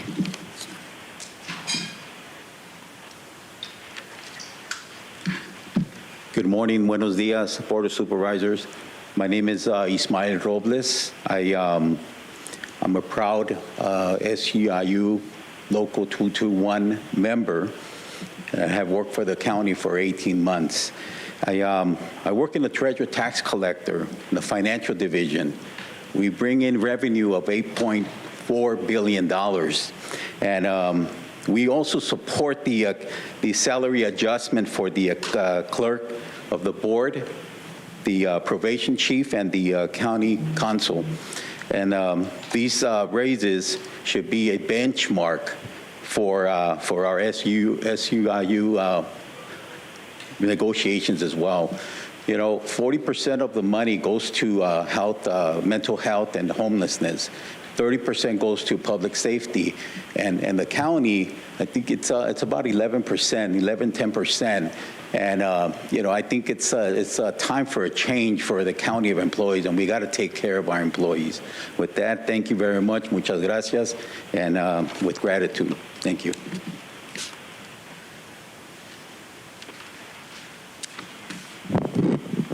Good morning. My name is David Gasaway. I'm 17 years of the county, union member. Sorry, sir, I don't think I called you quite yet. I have Pam and, Edgar Gasaway. Thank Sorry, you. Edgar Sorry. David Gasaway. No worries. Not Continue. a problem. So 17 years with the county, union member, and been with Public Works.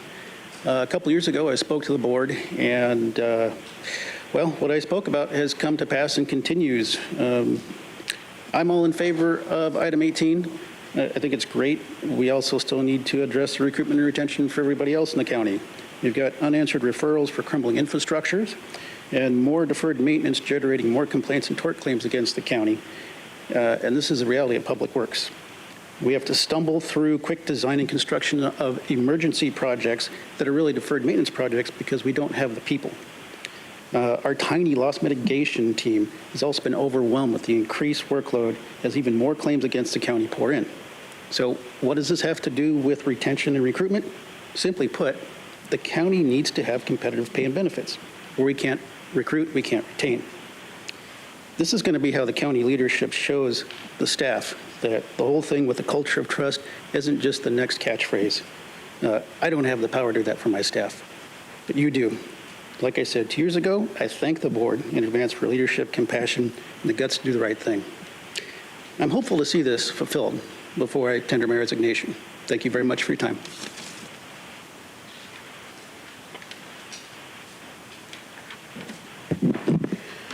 Pam, number 8, yes, believe it or not. We are a nation of Americans, and America is our home. This grant program is to be used to prepare for acts of terrorism and other catastrophic events to help ensure the safety of citizens and legal residents in this county. The Ephesians 5:11 says, have nothing to do with the fruitless deeds of darkness, but rather expose them. The chair of the Board of Supervisors serves as the chair of the Unified Disaster Council. The same person, Nora, ironically now offers agenda item number 29 to not cooperate with ICE, DHS, and Border Patrol, threatening our safety. This is a conflict of interest, Nora. Today, wanting to use money to fight terrorists and refusing to cooperate to apprehend and deport them. You know, families can willingly deport along with the criminal loved one. They don't have to stay here and be separated from the one that they love. Hundreds of thousands of terrorists invaded our country, our home. The protection of innocent life will always require law, boundaries, and force. The presence of violent criminal, illegal, convicted violent criminal, illegal foreigners and terrorists is dangerous to the county motto, the noblest motive is the public good. Thank you. I'll call the next 3 speakers, Steve Way, Noel Trejo, and Claudette Magno.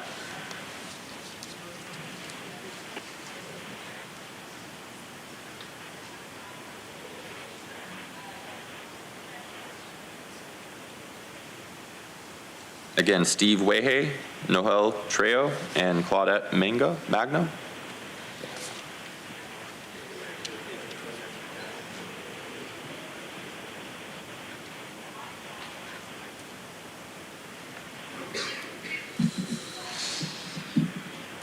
Good morning, everybody. My name is Noel Trejo, and I've been with the county for 13 years. I'm a proud SEIU member, and I work in the Department of Health and Human Services Agency. We are not going to oppose the recommendation, but I just want you to consider one important criteria, and that's contracting and redundance. Just mentioned a bit ago was the importance of welfare to work and helping people come out of poverty and sustain themselves and get good jobs. And along the way, I see people come to my office, ask for the welfare benefit, and then get turned around and told, hey, now you have to go to the contractors and start all over. I see them doing redundant work, bringing me verifications that were supposed to be for their welfare to work, and then they get canceled over there. And then we have to work it and fix it. And this contracting, I understand, is supposed to be a lot better, but if you go down to the worker bees and ask them how it's going, it's not better. People are having a hard time having their cases discontinued and continuing to face obstacles, all because on paper it looks like it's a better idea to contract out the welfare to work program instead of leave it in-house the way it used to be. I talked to some of you guys before, and you guys mentioned that our budget and our raises is we need to look at it kind of like a pie and what you're going to do with that pie. My question to all of you guys is, if we have a CAO, why is that pie taken by a CEO? Thank you.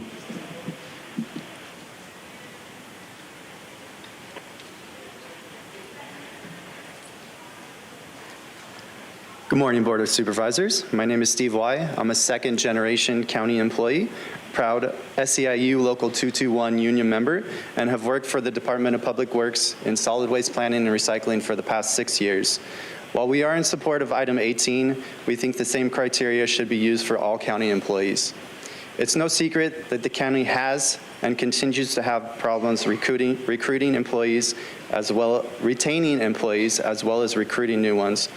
So long as the county continues to offer pay, pension, and benefits that are subpar, we'll continue to lose employees to competing agencies, lose collective knowledge, lose those efficiencies, and continue to find difficulties recruiting new employees.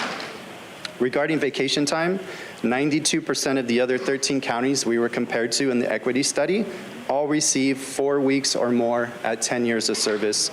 As county workers, we have to wait an additional 5 years for the extra week of vacation. This is not equitable.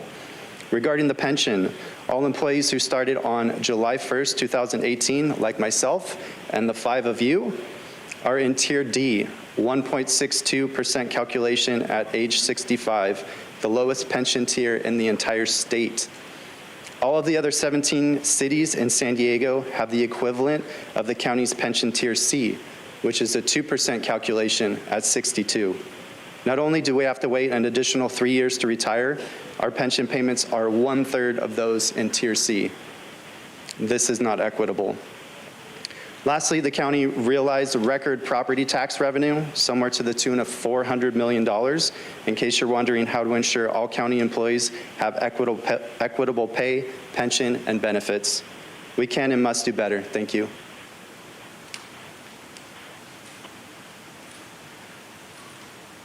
Good morning, Board of Supervisors. My name is Claudette Magno. I'm a proud SEIU 221 member and 9 years as a night shift detention nurse at George Bailey. We support item 18 for the raises, but please do not forget to have this across the board.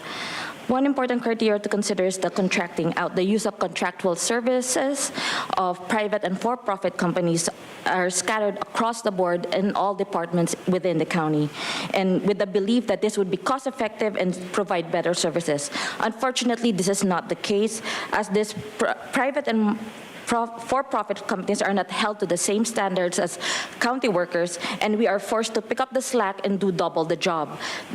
These companies end up costing more money despite the services that they claim to provide, and that what they are providing are not up to standard. Certain medications, materials are not provided or unable to be provided to us because they are delayed and are from out of state, as most of these companies are from out of state. And There are positions that are filled up that are double compared to the companies, and then we have them within the county, therefore costing more money and pulling line staff off the floor to fill up those positions without replacement. Line staff have to follow different policies and procedures from our department, our division, and from those companies as well. The fear of contracting out is a proverbial sword tied to the ceiling that is looming over our heads, because these companies will pitch in that to our own admin and will use that to invoke fear and dissension within the department. Thank you. Thank you. Call the next three speakers: Crystal Irving, Bryant Roomba, and Michael Brando.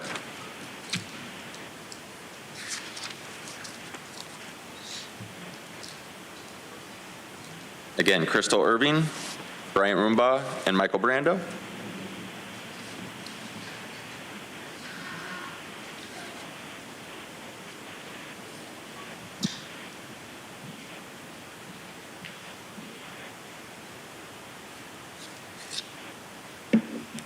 Good morning. My name is Crystal Irving, and I'm proud to serve as president of SEIU Local 221. I just wanted to come behind our members that you've heard from today. We're testifying on item 18 as we go into contract negotiations for all the reasons that you've heard from our members, but also because this county does have a history of investing and treating top management differently than those who are on the front lines with their boots on the ground, when considerations around support and compensation should be one and the same. So, as you've heard, we're highlighting 4 key areas that apply to all county employees. We need to change our county culture and ensure that employees are treated with dignity and respect. We need to look at contracting policies and the negative impact it has on the services that we provide. We also need to recruit and retain the best employees in this region. And we also need to reckon with the cost of living for not just county employees, but all San Diegans. So I just want to thank you all for hearing our stories, and we look forward to collaborating on a great contract that truly reflects the value that our members of SEIU Local 221 bring and the communities that we get to serve. Thank you.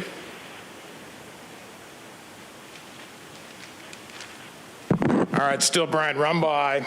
I'm kind of bummed out that Jim's not here to hear this. I'll quick touch on it. It almost seems like a lot of my fellow citizens really need to find a solution to our economic problems, maybe the inflation, that type of thing. Maybe it's something that is, slowly really drowning your average individual. I will say that some of your hourly salaries, that was, boy, I tell you what, that's quite a lot, but who am I to judge? I will be speaking on number 27, the adoption of a resolution about our election results. Like I said, last time I was up here, we're still stuck in this red-blue paradigm. People are always going to kind of, keep their own interests in mind. We do not have currently the availability to really even learn from one another. And, when we're talking about the responsibilities of a citizen in a republic, your voice needs to be heard. Kind of like that sign on the front of your building that says, "Good government demands the intelligent interest of every citizen." I've seen that rule broken numerous times over 2 years. The divisiveness. What needs to happen is these citizens here, these people behind me, even the ones that work for the county or the government, the largest employer in a free and open society where government was supposed to be this big and now it's this big. Okay, they need to provide that platform where elections are ran from. They need to count those votes themselves. That's possible quite easily.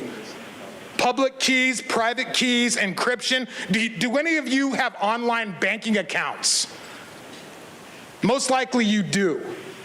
You got to provide these people a way forward. Get back to God.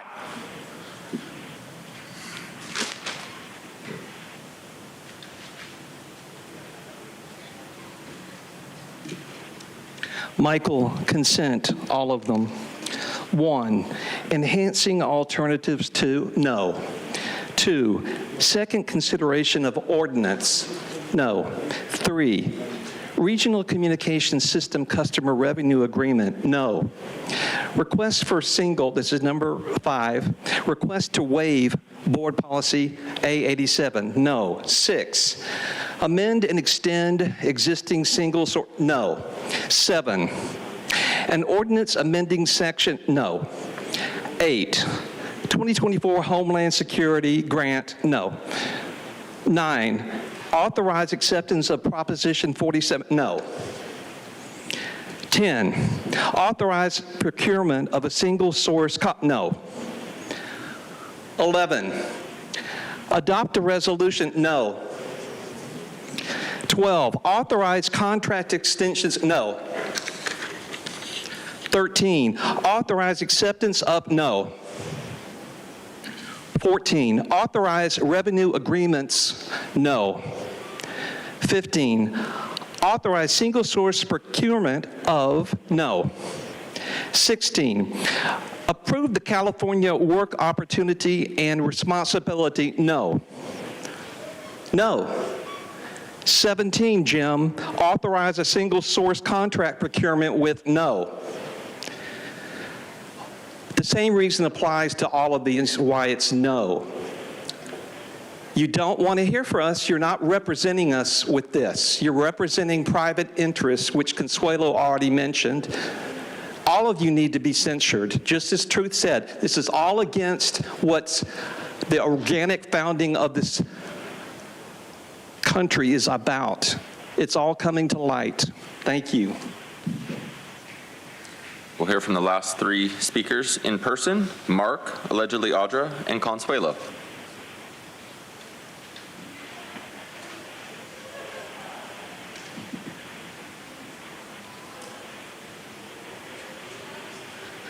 Calling Mark, allegedly Audra, and Consuelo. Thank you.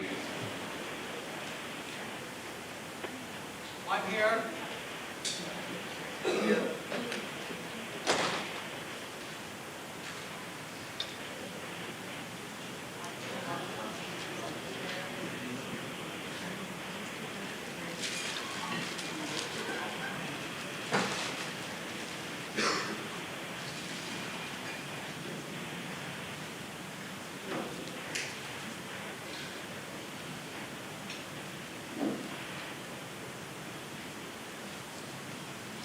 You can come forward in any order, but we are going to have to start the timer. Thank you, Mark. Mark, 12 and 13, it hasn't even been 120 days for the audit of Equius. After some flood victims critiqued Equius for not being responsive enough to their needs and questionable invoices, and now you're extending their contract. Your homeless programs are a scam. A scam proposed 23-story high-rise in Pacific Beach has sparked protests by the PB and La Jolla Town Council, as well as everyone else. Stopping inflation and good wealth distribution is the solution. Rosa Corey talks in this video about that we have no dissent. 14, as for your children and youth behavioral health initiative, kids don't need $1.5 million spent on early childhood home visiting services focused on prevention, early intervention, and resiliency for children and youth. It is better to end inflation caused by the Federal Reserve and for the government to create the wealth distribution that everyone wants, as shown in the short YouTube video, Wealth Inequality in America. 21, property tax was declared unconstitutional by the Supreme Court in the late 1800s. It began in 1913 when the Treasonous Federal Reserve Act sought to steal money from citizens directly to pay for the national debt scam outlined in this YouTube video title, from 6 minutes, 40 seconds to 24 minutes.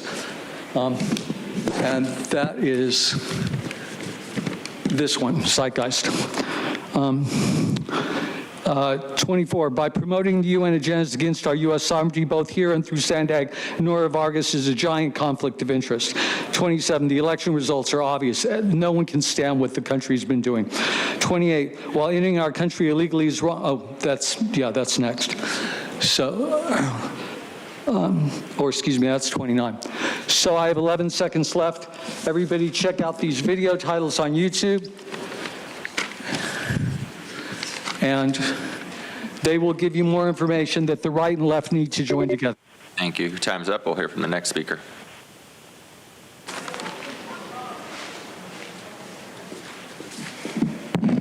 My person uses the name Andra. All of these items show what treasonous traitors you guys are. The fact with number 6 that you want to use criminal justice data for analysis to support an equitable prosecutorial process when you are in fact hiding this information. You don't want this to happen with ICE individuals, people who have crossed our border illegally. So it's not equitable when you come against the people in the county. You're supposed to be doing everything you can to uphold your oath, not usurp it, and basically, you know, do things that are going against the people. Number 8, with this invasion that we have going on, you want to protect against terrorism. We have terrorists in our nation right now that have crossed the border illegally, dropped their documents so that they are not found, and this goes against, you know, what you guys should be doing. It's very sad to see that you're willing to allow that to happen while you'll arrest people like me for coming to a meeting, and you'll share my data, but you don't want to share theirs. And anything that you guys have to do with kids, you should absolutely have nothing to do with them, because HHS traffics children, our American children, as well as the migrant children that come across the border. Our own government has lost over 325,000 children that, oh, whoops, right? And then you also have the Polinsky Institute, where you hired county employees who are molesting children. So you're doing anything but protecting the children. Again, I would like to ask you, where are the thousands of children that were at the convention center that were trafficked on our dime? You don't know where they're at, but you want to sit here and profess that you're going to have a responsibility to kids, that you want to improve their outcomes and different things like that. Well, you should think about what's going on that we're paying for and facilitating through foster care, HHS. You know it, Jim. You know it. And you don't ever bring up the kids, and it's very disturbing, because you guys are complicit in this. These children are missing. They go missing here in America through foster care. They're actually put on psychotropic drugs if they're molested. It's ridiculous. Next speaker.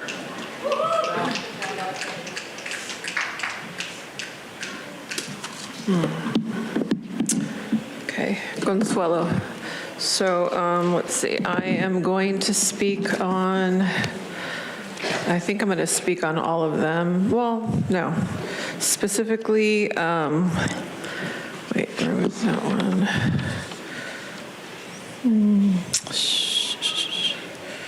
In time, chapter agreement. Let's see, I was going to, I guess 27. Adoption of a resolution declaring election results on November the 5th. Yeah, I wanted to speak on that. I just wanted to highlight the fact that here locally, you know, we had an option between choosing another chair and, like I mentioned in my previous speech, my non-agenda, I didn't even know who this person was running against Nora. No signage, no hardly any interviews. It was just kind of like, who was this guy? You know, and it was just kind of like, gosh, how does one go about like choosing from a nobody to a total corrupt person? It just kind of like, so you won on name recognition. That was it. Because I see your name still posted in my city. Please remove that trash. Thank you. Thank you. We have one more request to speak, and I'd like to invite forward Robert Pitt.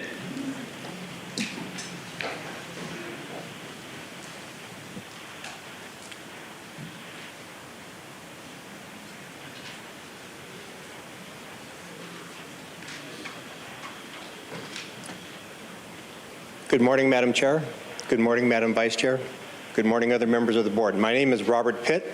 I'm a child support officer with the county, have been so for more than 22 years. I'm also, as you might be able to tell, a proud member of SEIU, and that's the reason I'm here today. I'm a worker in the county. You're workers in the county. I'm here to speak on agenda item 18 in support of the probation chief, the clerk of the board, and of county council. They're county employees also. They're not part of my union, but they are a county worker, and I share in their desire to have fair and equitable compensation. I believe that the county can approach this as all creatures, great and small, deserve to be treated fairly and equitably. I hope that this board will do that. You'll approve item number 18, and then begin that carry that mindset into the upcoming negotiations, because I truly look forward to negotiating with you in the coming year. I hope that this turns out to be the greatest contract I've ever seen. The last one was really, really good. I'm hoping that as a team we can do better. Thank you for your time. I greatly thank you for your patience and for your service. Thank you. Thank you. We will now hear from those that requested to speak by phone. When it is your turn to speak, you'll be unmuted. You will hear a recording that will tell you to begin your comments after the beep. I'd like to remind the callers that they should mute their TV or live video stream before they begin speaking, and we'll go ahead and begin with our first caller.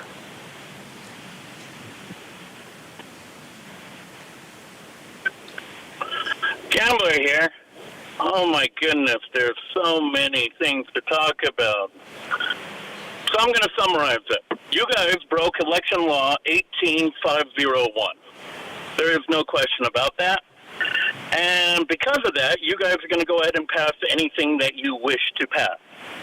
Let me go ahead and explain 18501. You cannot hide voter fraud.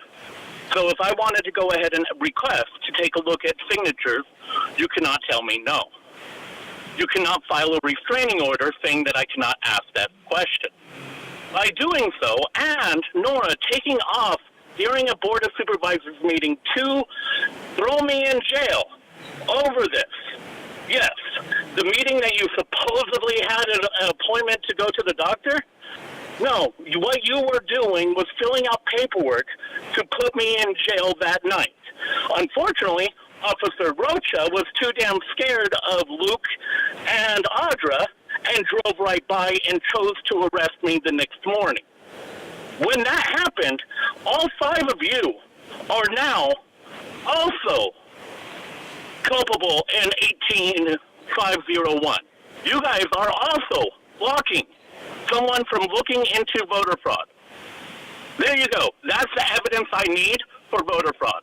Now all I need to do is find a lawyer to go after you and throw you in jail. Congratulations for not, because you cannot understand normal thinking. I repeat, you cannot understand normal thinking. Do I make myself clear? Do you have anything to say? I'm waiting. Nothing? Do you understand that you broke the law? And the newspaper printed it. Thank you. Your time is up. We're going to go to our next speaker.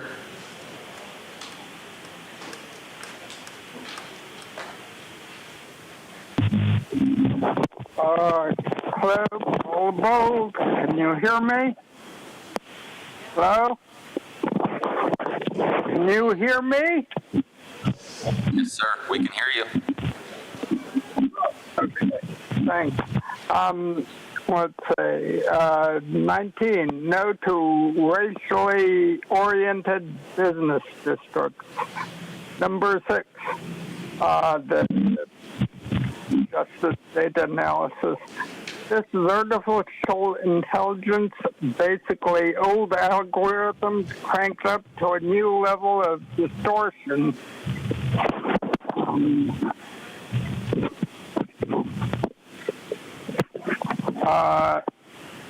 I've seen how AI can be used to manipulate data or pictures.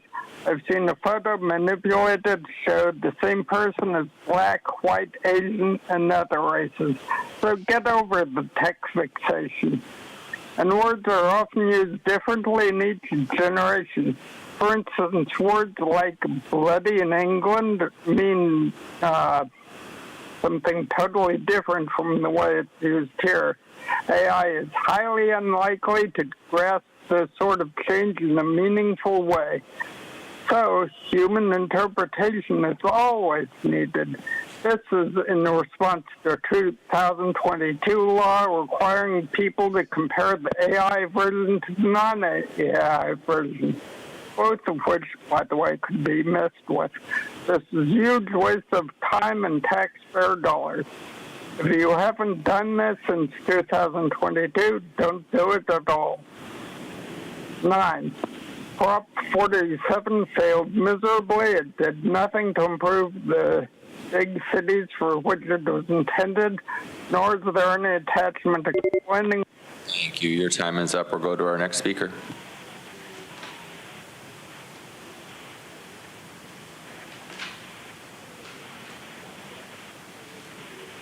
Hello, my name is Madison Rapp. Thank you for the opportunity to speak today in support of consent item 14, the authorization of revenue agreements with Medi-Cal managed care plans, the approval of single source procurement, and the acceptance of funding from the Children and Youth Behavioral Health Initiative grant. This measure is a critical step in growing behavioral health and substance use challenges faced by our youth, particularly those from disadvantaged backgrounds. We know that childhood is a time of critical development, and untreated mental health issues or substance use can have long-lasting effects. Adolescents struggling with substance use are more likely to experience mental health disorders, engage in risky behaviors, and face significant barriers to success in school and life. For children in disadvantaged communities, these issues are often compounded by poverty, housing instability, and exposure to substance use in their homes or neighborhoods. Early intervention can break this cycle, providing youth with the treatment, counseling, and family support they need to recover and thrive. By supporting this measure, we are investing in the health and well-being of our children, improving their chances for a successful future, and strengthening our community as a whole. Thank you. Thank you. Go to our next speaker.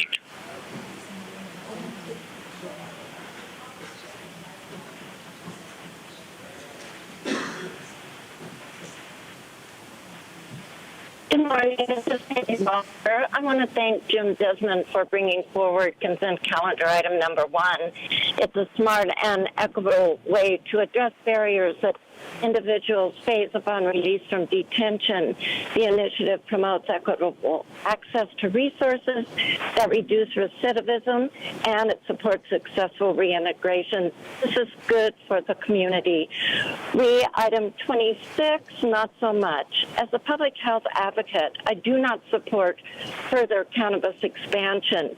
Between the current legal and overwhelming illegal markets, we're oversaturated already with high-potency THC. There's no data to show any positive community benefit from more weed shops. Please don't approve this one. Thank you. Thank you. We'll go to our next speaker.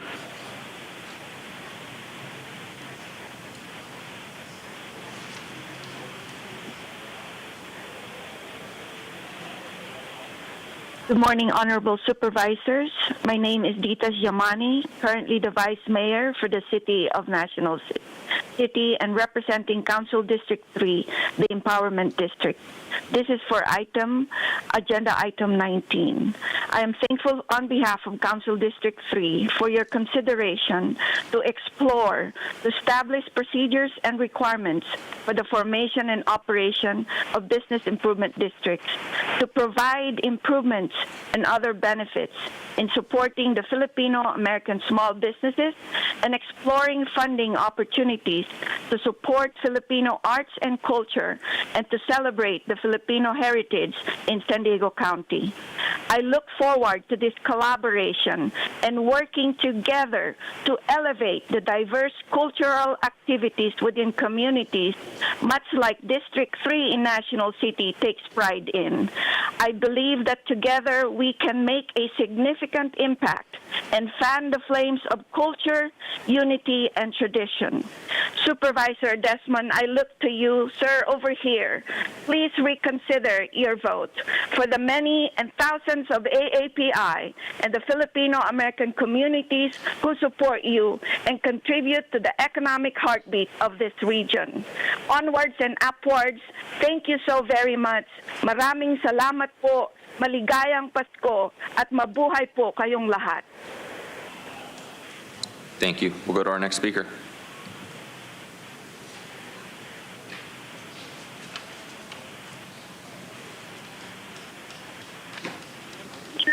Unity and tradition.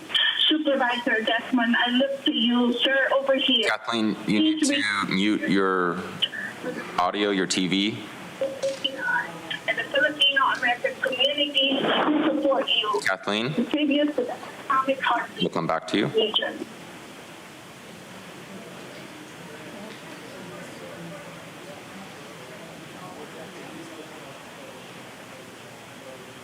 Good morning, Board of Supervisors. This is Ann Riddle calling in regarding consent items 26 and consent item 17 and 14 as well. I was particularly impressed regarding item 14 and its recognition that a third of our counties are on Medicare and the safety net that it provides. Goes on to mention that we also have a higher prevalence. Our Medicare Cal members have a higher rate of heart disease, asthma, and stroke, and a higher rate of emergency care. I think when we look at the type of money we're talking about throwing at these problems, we should look at the environmental causes behind them. The NIDA, or the National Institute of Drug Abuse, just released their concern about the environments that our lower socioeconomic population is experiencing.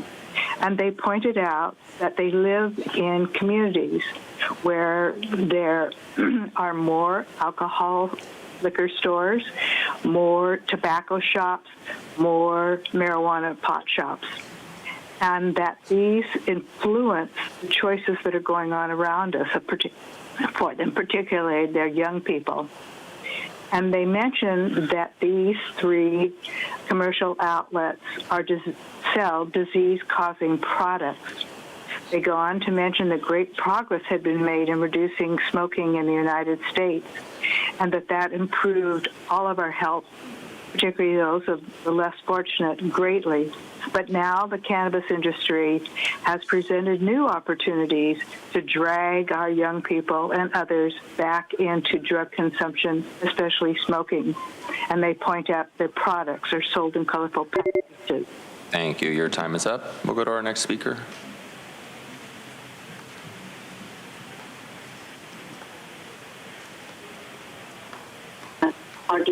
Sell disease-causing products. Okay, Kathleen, it's your turn again.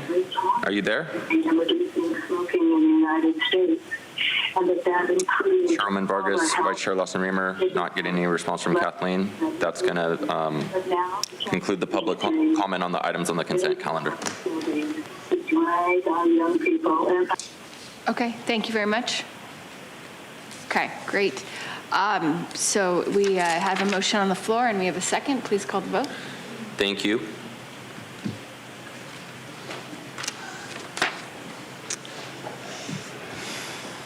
And Chairwoman Vargas, that motion passes unanimously with all supervisors who are present and voting aye. And just to note for the record, Supervisor Desmond did register a no vote for item number 19 and 26. Thank you very much. We'll now move to discussion items, which include items 29 through 38, 41, and 42 on our regular agenda, as well as item 1 from the Fire Protection District.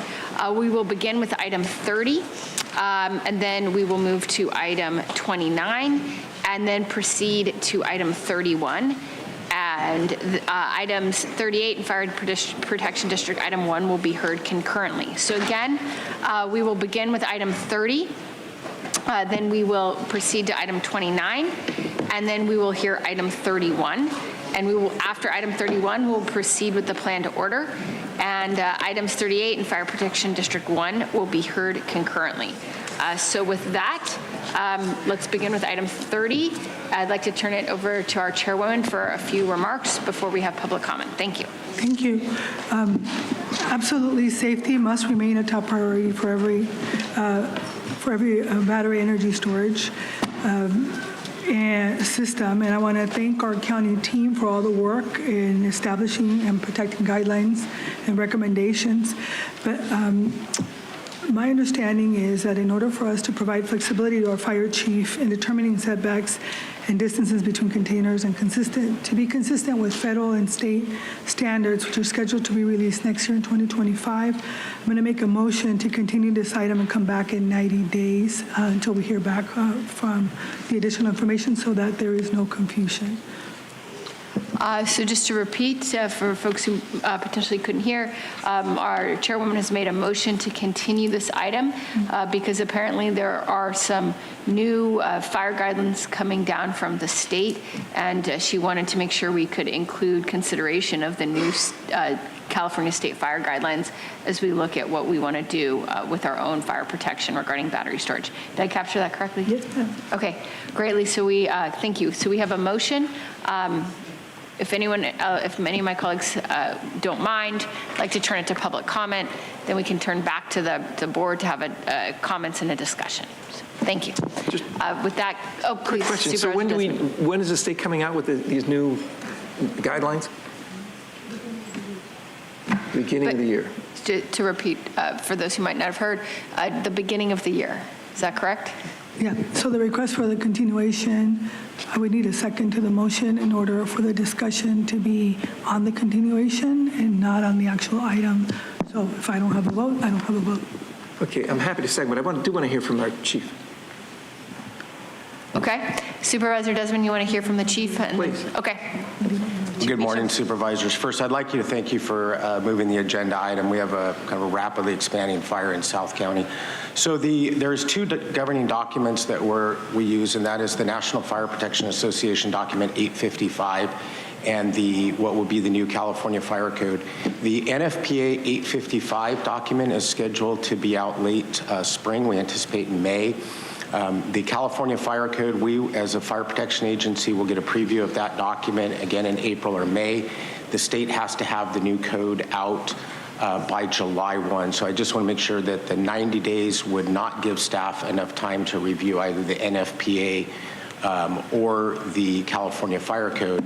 However, we could move forward with some level of interim guidelines if that's what the board chose to do between now and then. Thank you. I heard, I'm sorry, I heard differently from the commission because the commission is also working on specific items, and so I'm sorry that we have misinformation. I wish I had somebody from the state here who can actually provide that information, but which is why I wanted to. This is why I wanted to do a continuation and not have a presentation. So the way the rules work is that when you ask for a continuation and you have a second on that continuation, the public now speaks to the motion of continuation. There's no additional conversation about the issue. And that's actually procedure. We just kind of went the other way. Can't ask a technical question? Well, I have a motion on the floor and you second that motion. And so it's fine. I think we can ask those questions. I just want to find out when he thinks it's going to happen. I guess from the motion, I'm assuming it's going to happen in January or something like that. But from his answer, it's not. I thought it seems maybe later in the year. So, what month do you anticipate that we might be hearing this back? If I can just ask that staff respond through the chair. Okay. For Chair Vargas. We anticipate the NFPA guidance document to be released in May and the new version of the fire code to be released July 1. Those are the two documents that ultimately guide and give me the authority as the fire chief to make changes to the fire code or bring forward additional recommendations. Okay. All right, thanks. Thank you. So we do have a motion on the floor, and Supervisor Desmond, was that a second of that motion? I'd like to go to public comment. Thank you. Thank you, Vice Chair Lawson-Remer. We have 31 requests to speak on this item, 14 in person and 17 requesting to speak by phone. Also note that we received 8 e-comments, 2 in favor, 4 in opposition, and 2 neutral. Any individuals that requested to speak on item 30 by phone, please dial into the conference line using the instructions that were provided to you. We'll begin with the in-person speakers, starting with those in favor of this item. As your name is called, please come forward and stand on the arrows until it is your turn to speak. I'll be calling you in groups of 3, so I'll ask you to please listen for your name. I'd like to invite forward Jim Whalen, Cesar Javier, and Corey Schumacher. I've called your name. Please come forward. You'll have 1 minute to address the board. And again, the motion before the board is to continue this item, so I'll ask you to keep your comments to the continuance. Thank you. Speaking in favor of the continuance, and we're working closely with staff on some of the other issues. Thanks. Thank you. Next speaker, please. Cesar Javier, Corey Schumacher.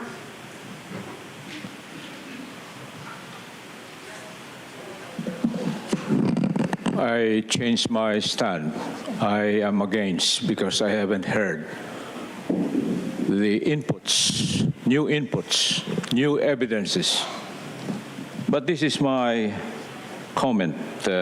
Modern society needs energy for mobility, circulation, communication, community engagement.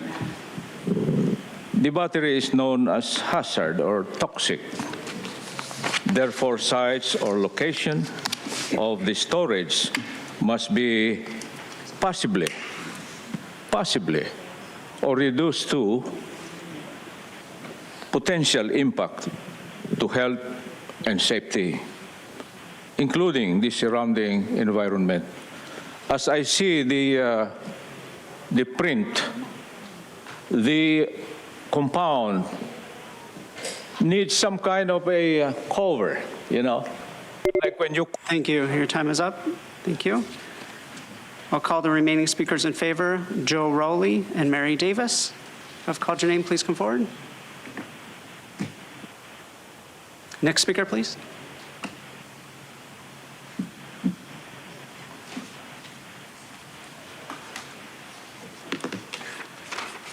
Again, if I've called your name, Corey Schumacher, Joe Rowley, and Mary Davis.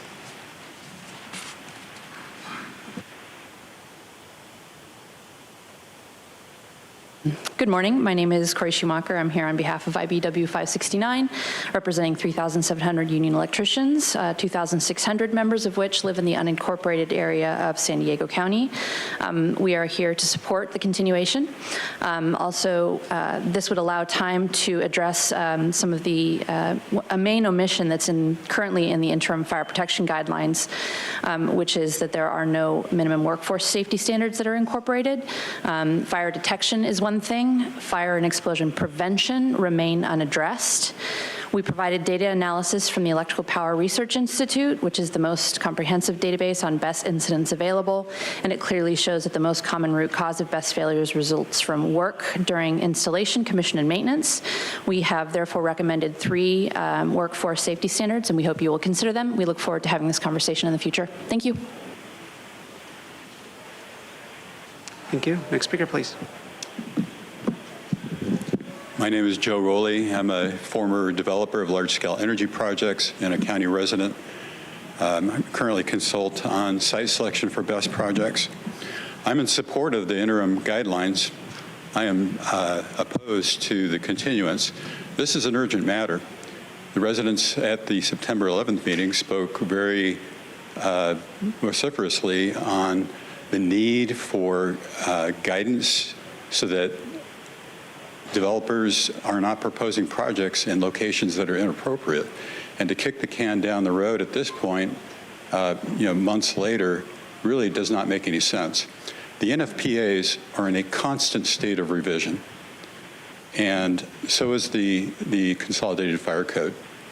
Waiting for new revisions for the NFPA 855 or the Fire Code makes no sense at all. They're in a constant state of revision. I'm not aware of any guidelines coming down from the Energy Commission. Thank you. Next speaker, please. As the next speaker is coming forward, I'd like to invite the first 3 speakers in opposition. Luke Rogers, Michael Nicholas, and Mark. If I've called your name, please come forward.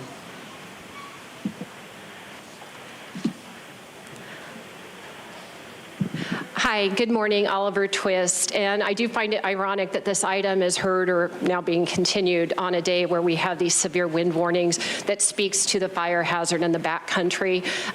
You see, I have a list up there. And so first and foremost is why were the fire hazard severity maps not incorporated? Also, I'm asking for consistent land use standards.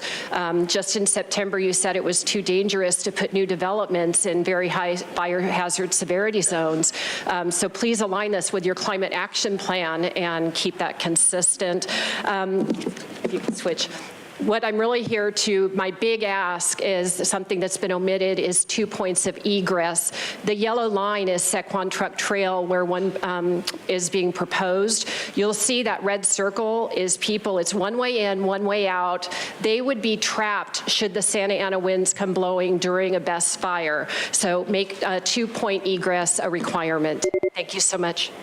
Thank you. Next speaker, please.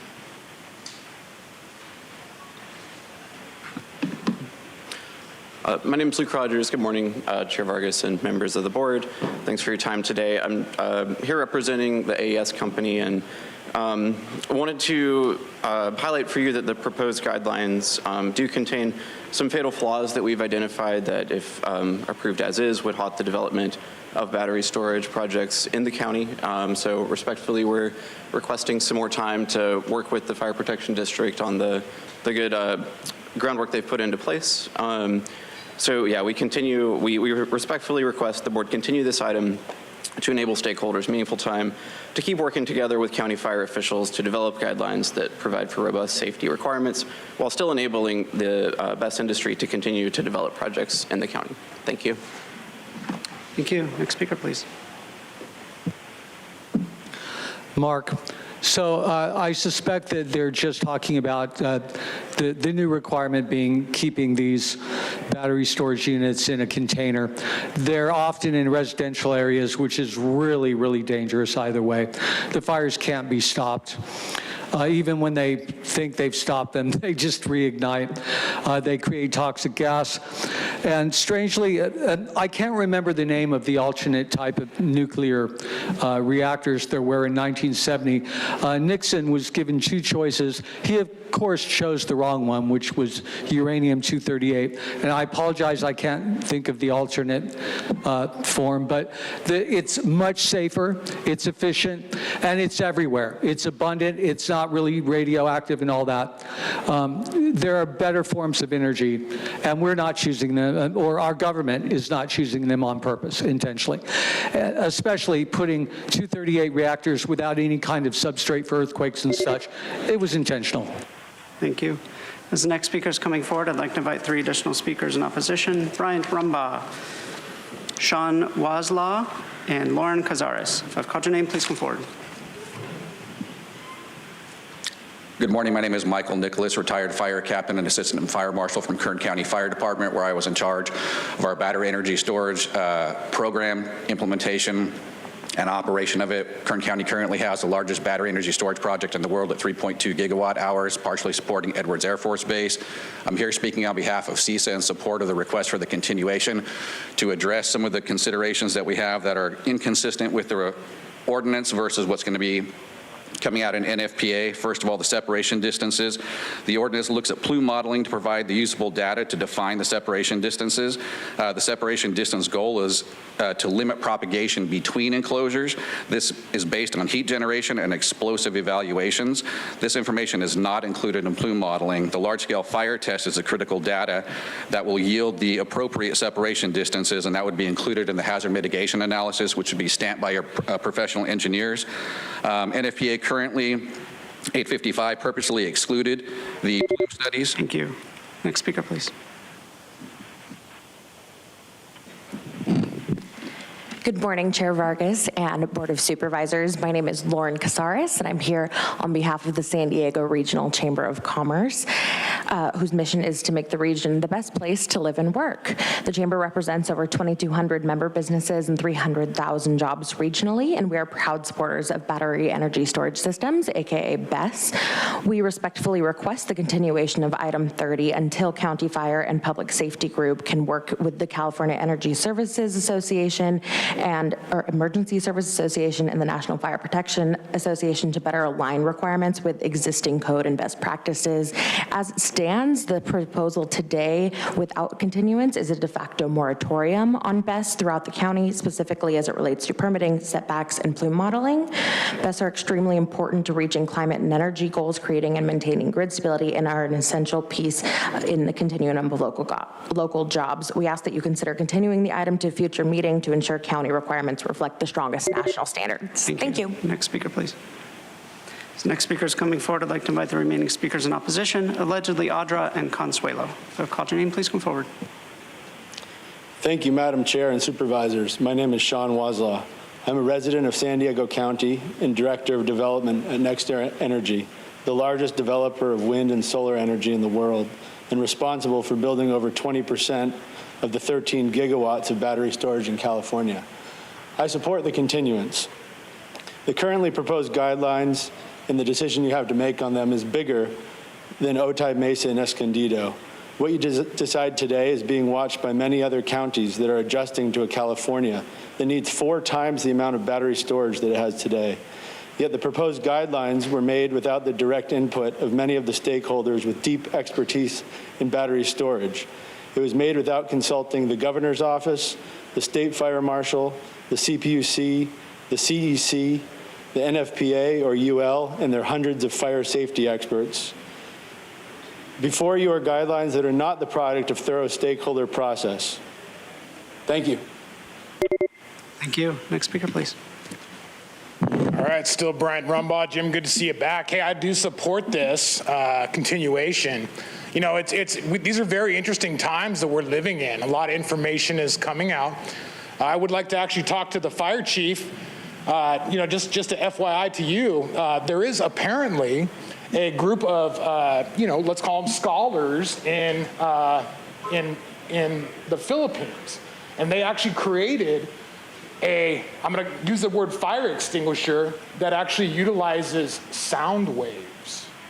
Okay, you can do this research on your time off, but it is actually going to eventually take precedence, obviously, over our conventional fire extinguishers. It utilizes sound waves only at 80 decibels, which I'm sure the code enforcement in this beautiful county, they're aware of what their noise pollution laws are. But to be honest with you, it's not loud. It's not even as loud as my voice. Okay? You know. Thank you. Next speaker, please.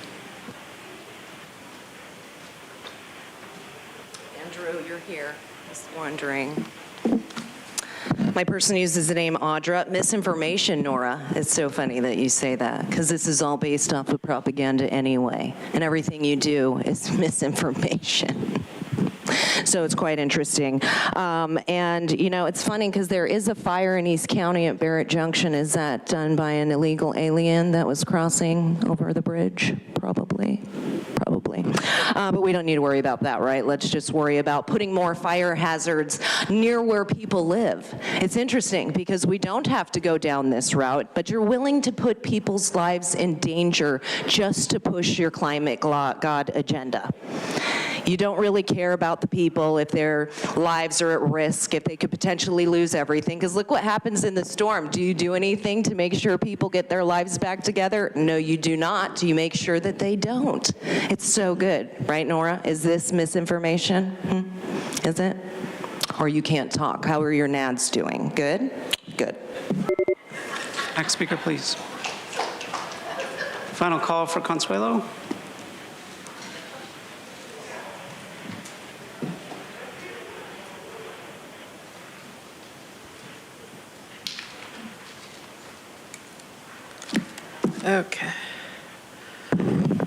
Okay, Consuelo. Okay, so first off, continuation. First off, I'd like to point out how we got Tara acting as if she's clarifying for Nora, as though she's in need of an interpreter. Then she ends it by saying, is that right? Yeah, that's how government works. It doesn't. And let's see, the fact that we now have wildfire warnings in December is mind-blowing. To all county residents living near a lithium bomb battery storage facility, I need to remind you that it's not a matter of if there will be a fire, it's a matter of when there'll be a fire. Are you prepared? Have you considered all that you'll be having to deal with, things like insurance and the loss of your home and belongings? See, these facilities are purposeful and temporary to fulfill an agenda. Thank you. We'll now hear from those that requested to speak by phone. When it is your turn to speak, you will be unmuted and you will hear a recording that will tell you to begin your comments after the beep. I'd like to remind the callers they should mute their TV or live video stream before they begin speaking. We will start with our first caller.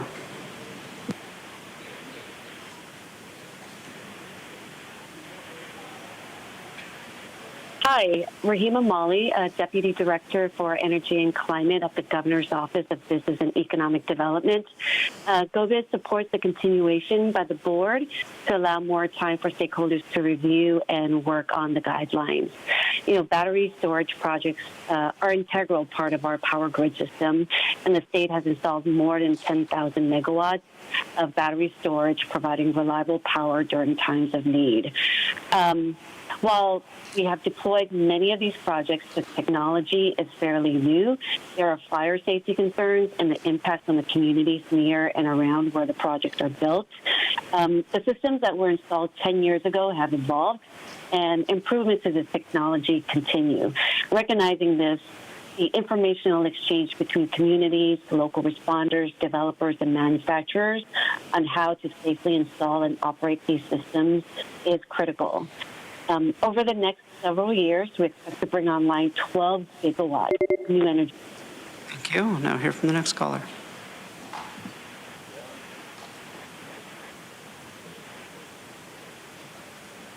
Hi, good afternoon. This is Serena Pelka from Climate Action Campaign, supporting the continuance until further analysis of impacts from the standards are completed. Battery energy storage systems ensure everyone has access to reliable energy, which is a basic human need. And keeping the lights on saves lives and keeps our economy running. There are major ramifications of restricting new BESS projects to the extent of the proposed standards without enough time to review and assess its impacts. The magnitude at which our region and the state is relying on battery storage to keep the lights on cannot be understated. We need thoughtful policymaking that prioritizes safety and the ability for BESS projects to bring benefits to San Diego County, enable us to move away from polluting gas infrastructure that burdens frontline communities first and worst, and provide stability to the grid. We urge you to please support the continuance of this item. Thank you. Thank you. We'll now hear from the next caller.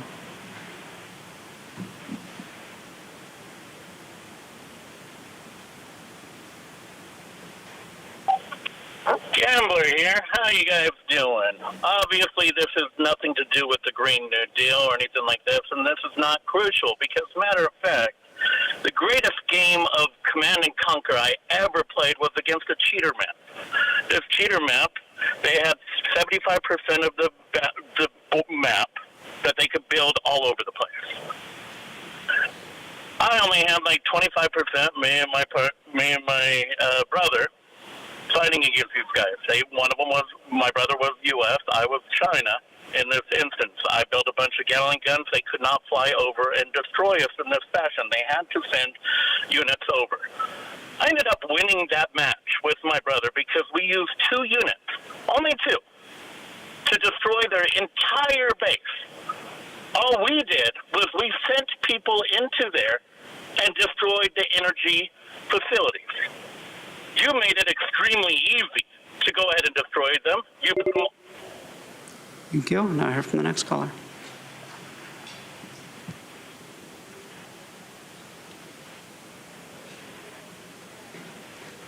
Good afternoon, members of the board. My name is Tessa Sanchez, and I represent Tesla, a manufacturer of grid-scale energy storage systems produced here in California. I will keep my comments short. We agree with many of the points made by prior commenters, particularly those from the California Energy Storage Alliance, and are in support of the continuation of this item. Thank you. Thank you. Now hear from the next caller.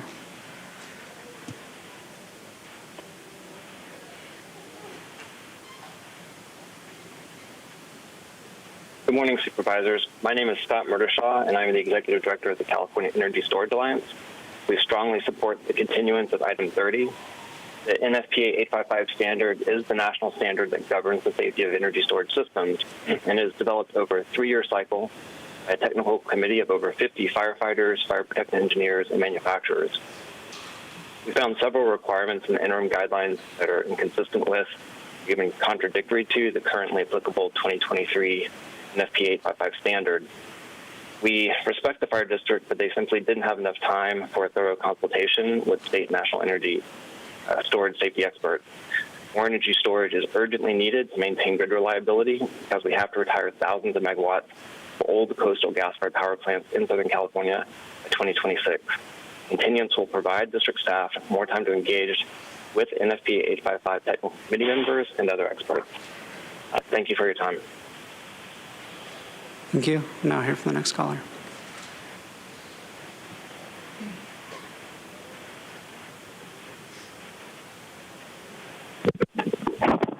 Paul LeBold.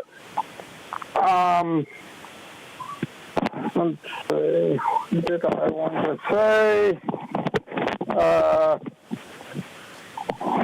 I don't favor continuing so much as stop and rethink this and put a moratorium.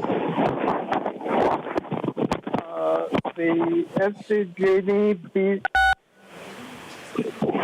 SCG Escondido best caught fire despite smoke and heat detectors. Technology by itself won't save us. The best lobby should have thought of these things first, but the small risks they advertise are rapidly becoming huge risks. Another huge issue is that best fires burn 2 or 3 times hotter than wildfires. Hot enough to melt them. Thank you. Now hear from the next caller.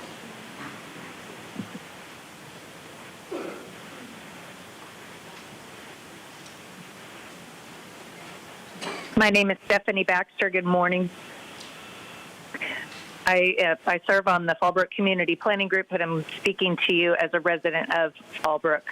The Fallbrook Community Planning Group and the Chamber of Commerce wrote a resolution regarding battery energy storage facilities, their position, concerns, and recommendations. I commend the fire personnel on proactively establishing interim safety standards.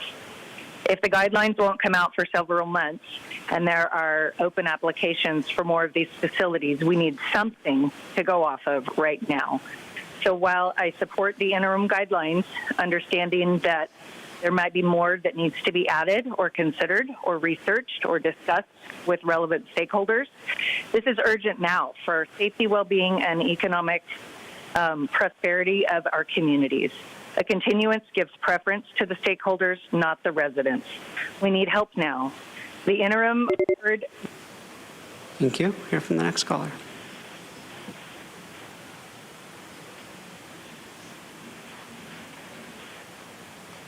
Hi, JP Fedvergel from Forest Harmony Grove Town Council, representing 4,500 residents in the unincorporated county. The best industry is growing rapidly, driven by push for great efficiency and green energy, laudably. However, as a for-profit business, it has inherent conflicts of interest, prioritizing profits and downplaying harms to neighbors and sensitive receptors. It's the county's responsibility to ensure that in our drive to decarbonize, we don't impose undue burdens on unincorporated county residents who happen to have the largest number of disadvantaged communities in the county. While the county staff did not exactly adjust the board's original request for a residential buffer, we believe that current interim guidelines are a step in the right direction. We still believe that more aggressive setbacks should be developed based on some dispersion modeling reflecting reasonable worst-cost scenario. It's important to push back on the industry narrative that fires are very rare. Data from the industry's own failure database has tracked at least 90 major BESS fires, most of them since 2021. The failure rate is 1 BESS fire per 1,000 megawatt hours every 5 years. Newer facilities like Seguro of the same size can expect 6 to 12. Thank you. Now hear from the next caller.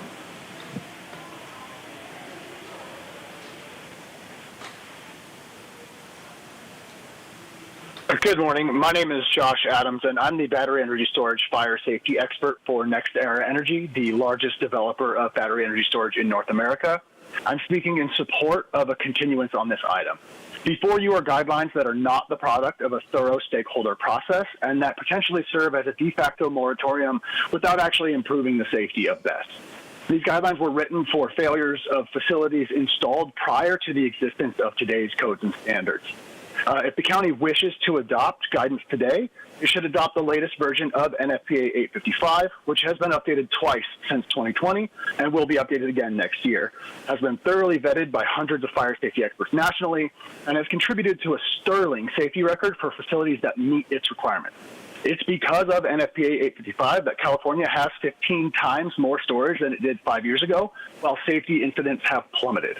I urge the support of this continuance. Thank you. We'll now hear from the next caller.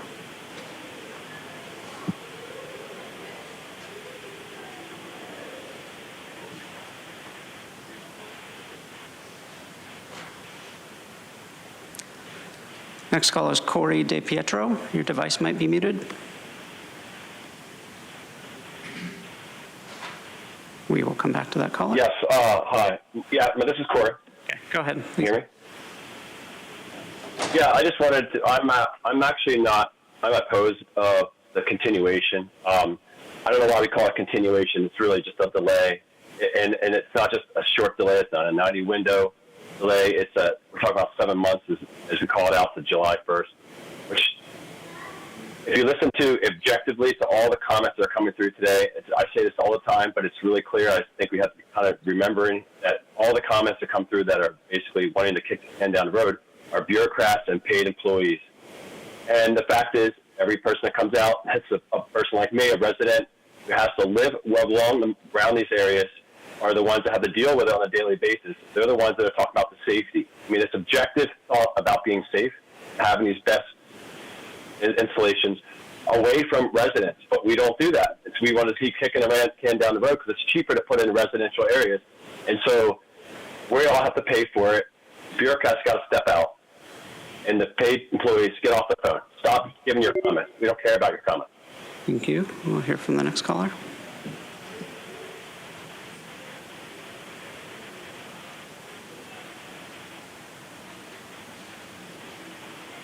Good morning.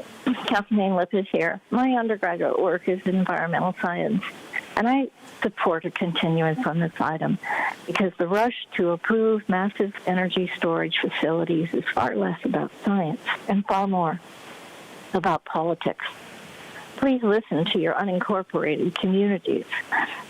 These places are being placed next to residential areas that will put those residents at risk. This industry is evolving very, very rapidly, and that is reason enough to put a stop to it and do it on an experimental basis. But to go ahead and cover our lands with these energy storage places that are likely going to become fallow, they are likely to go bankrupt, just like over 125 previous energy facilities, solar facilities, did during the Obama administration. All that taxpayer money went down the drain. Thank you. Hear from the next caller.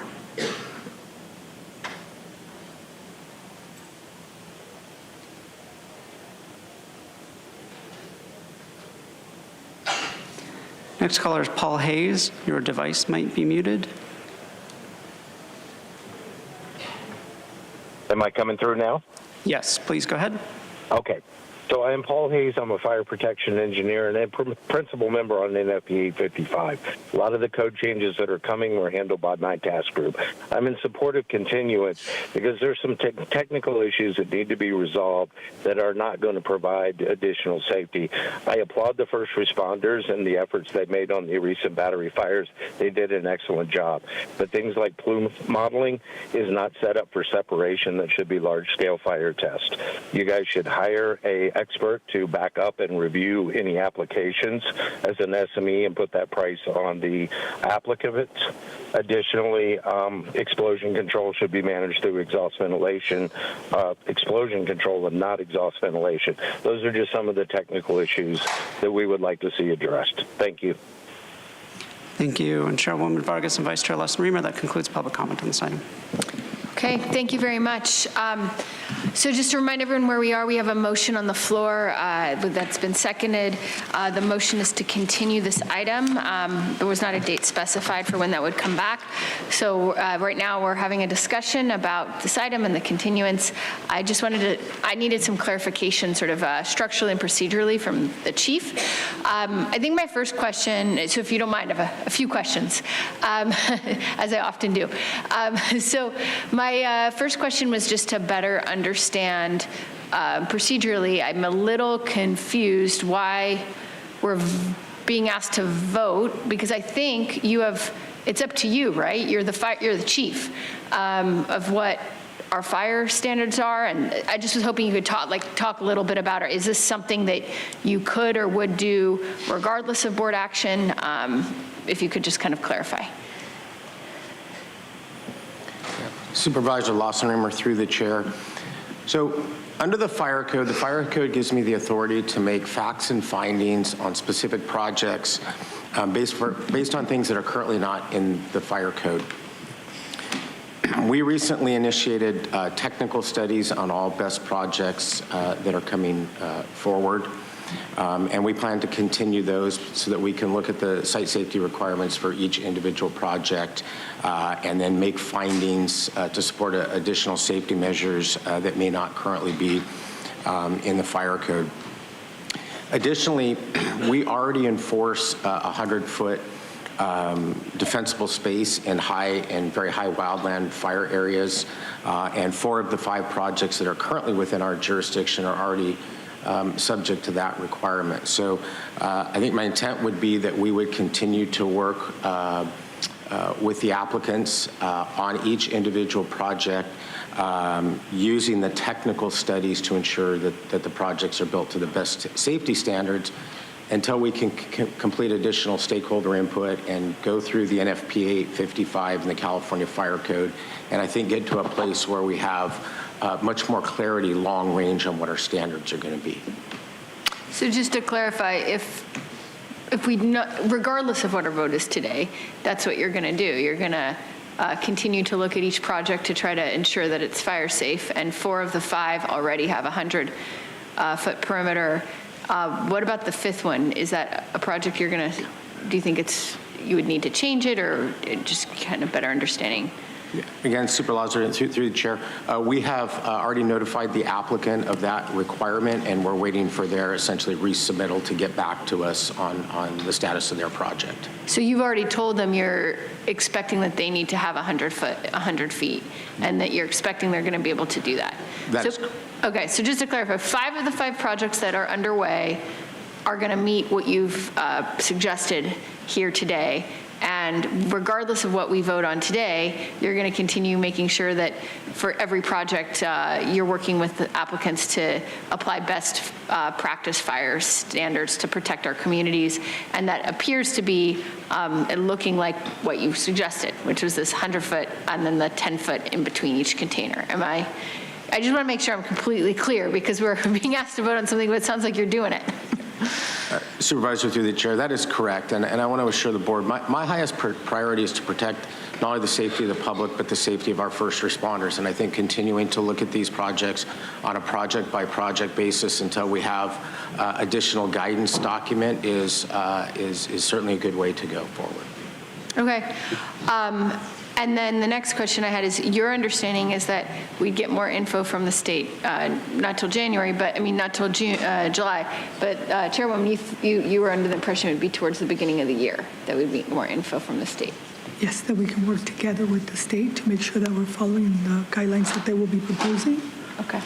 And I'm not sure if people can hear me, but that way there is no confusion, because then we create an ordinance and then it won't be complying with the state. I think in the end, the fire chief having the ability to do this work in the meantime, I think is critical to this.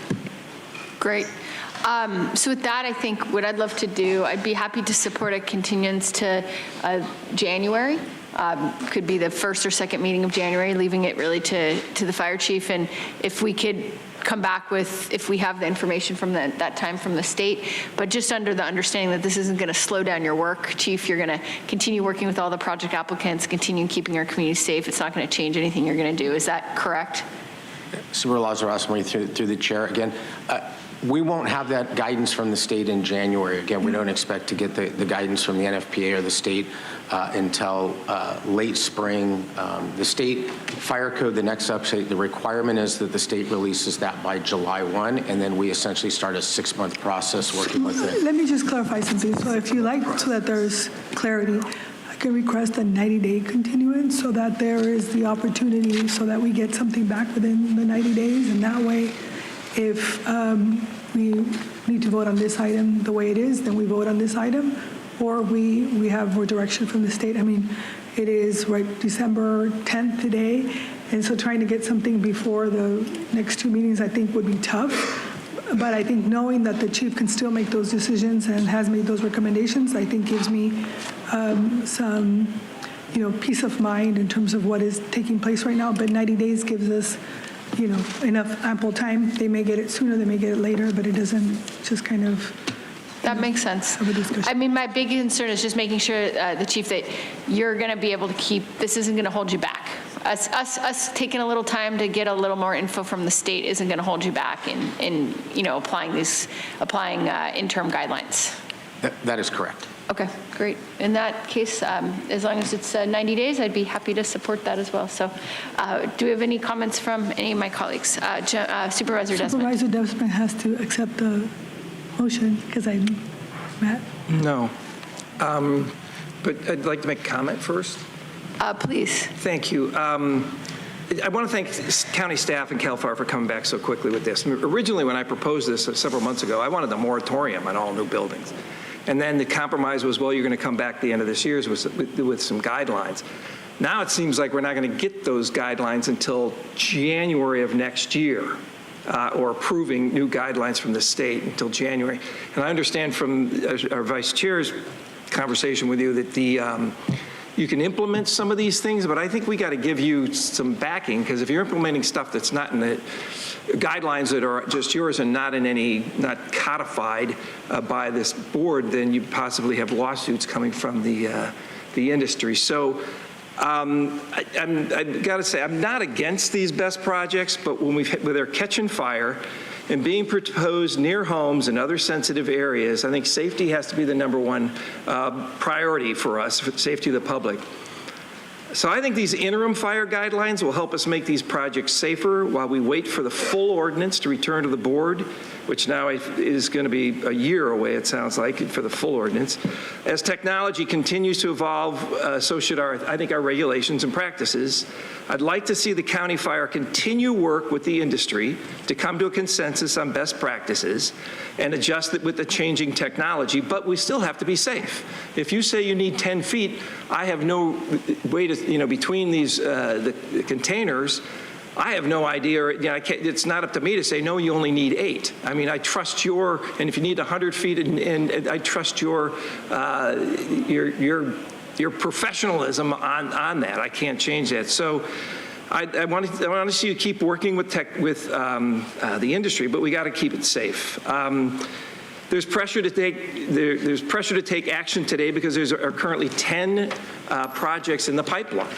And the more we learn, the technology becomes safer, and I think we can make amendments. But however, in the immediate future, County Fire is recommending guidelines, believing that they will make the project safer and encouraging County Fire and enabling County Fire to respond better in case there's an emergency. So with that, I'm going to withdraw my second because I did that before I found out how long, I got clarification on how long it was going to take. So I'm going to not be in support of the continuation and withdraw the second. Thank you. Okay, Supervisor Montgomery Stepp.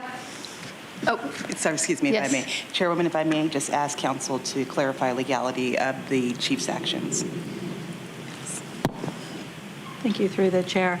The fire chief under the code has the authority to make those decisions regarding safety and fire-related safety measures. He has that discretion conferred upon him already under existing state law. So whether the board approves the guidelines or not, the fire chief has the ability to make those decisions and implement them as deemed appropriate in his professional expertise. Can I ask a follow-up? So thank you so much. I appreciate it. That was an incredibly helpful clarification.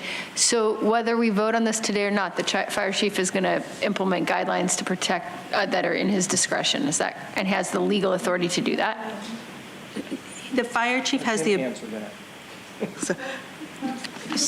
So the fire chief has the authority to enact more stringent regulations that are than those that are already authorized under the fire code as he deems appropriate. To do so, he also can enact additional best facility, like he can take and determine what needs to be done in relationship to the battery energy storage systems prior to the fire code adoption based on the gaps that are already existing or to elaborate on what's needed under the existing fire code under the provisions of 102.9. So those already exist. Whether he adopts guidelines or not, he still has the discretion to make the decisions on a case-by-case basis. Thank you. Supervisor Montgomery Stepp. Thank you. That was my first question, so I think that's clarified for me. What I didn't want to do is have us move forward today with a continuance without having guidelines in place with the protections that are lined out currently that are in front of us. So my understanding is that you can continue as you see fit as the chief.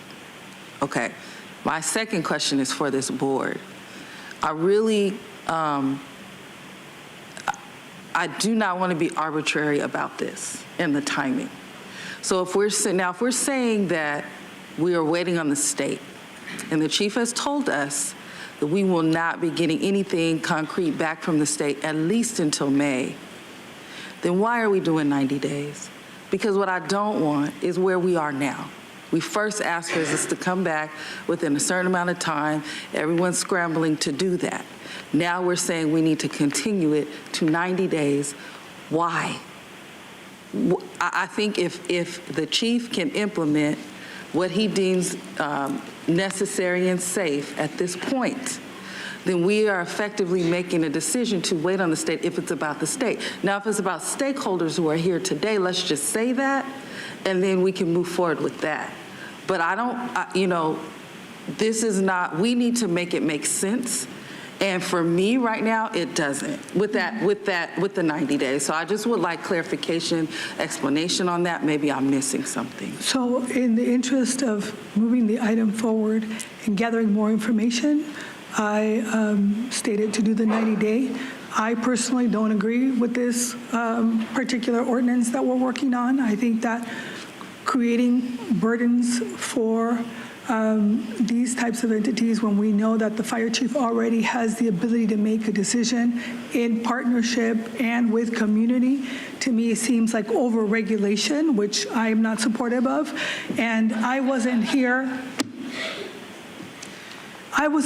when the first initial motion was moved forward. I would have voted against it so that we wouldn't have this motion in front of us at that time, because I don't think that this is actually good policy for the county at this time, because the Energy Commission and the state is actually working on regulations, and more importantly, the chief already has the authority to make those decisions based on real data. And so right now, what I had asked for is a continuation, understanding that we still need more information to gather. However, because my colleagues have very much interest in this particular item, I stated, well, how about we do a 90-day, because that allows us to come back with more information. I will probably not be supporting something of this nature in the future, because I don't think this is the right thing, because you're over-regulating with guidelines when the reality is that we already have someone who can make those decisions based on each of these entities. And so that's my reasoning behind it, and trying to compromise and be a good colleague. Okay, at some point, we're going to make a yes or no, right, on whatever is before us. And right now, I'm questioning whether that's even in our authority right now. That's to the chair. The chair has to recognize you.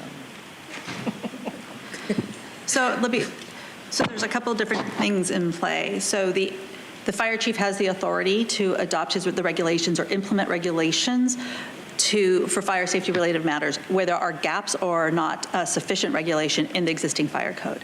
When the fire code is updated and prior to it, that does come before the board for approval via ordinance. So there will be an ordinance that looks to adopt the fire code as updated and amended when that comes through. At that time, the board also has authority to adopt ordinances that go above and beyond the fire code if they make certain findings. So there's that piece of it.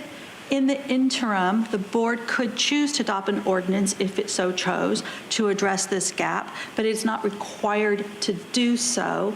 And in the absence of an ordinance, the fire chief continues with the same authority that he has under the fire code to regulate and to make determinations on a case-by-case basis as he's indicated. Sorry if my earlier answer didn't provide that clarity, but I did want to clarify that. No, I appreciate it. And again, it goes back to timing and authority, right? So in 90 days, it won't be an ordinance before us. It'll still be interim guidelines. It doesn't make any if we were to do 90 days. That's correct, I think, which I agree with you doesn't make any sense. I mean, I think, let me say, I would say, just to build on your comments, it seems like the fire chief already has authority to engage in the interim. If we're going to adopt an ordinance we should adopt, there should be a fire code update that should come back. So then the logical question is, do we need a fire code update? And if so, when should that come back? That feels like where we would actually need to make a decision.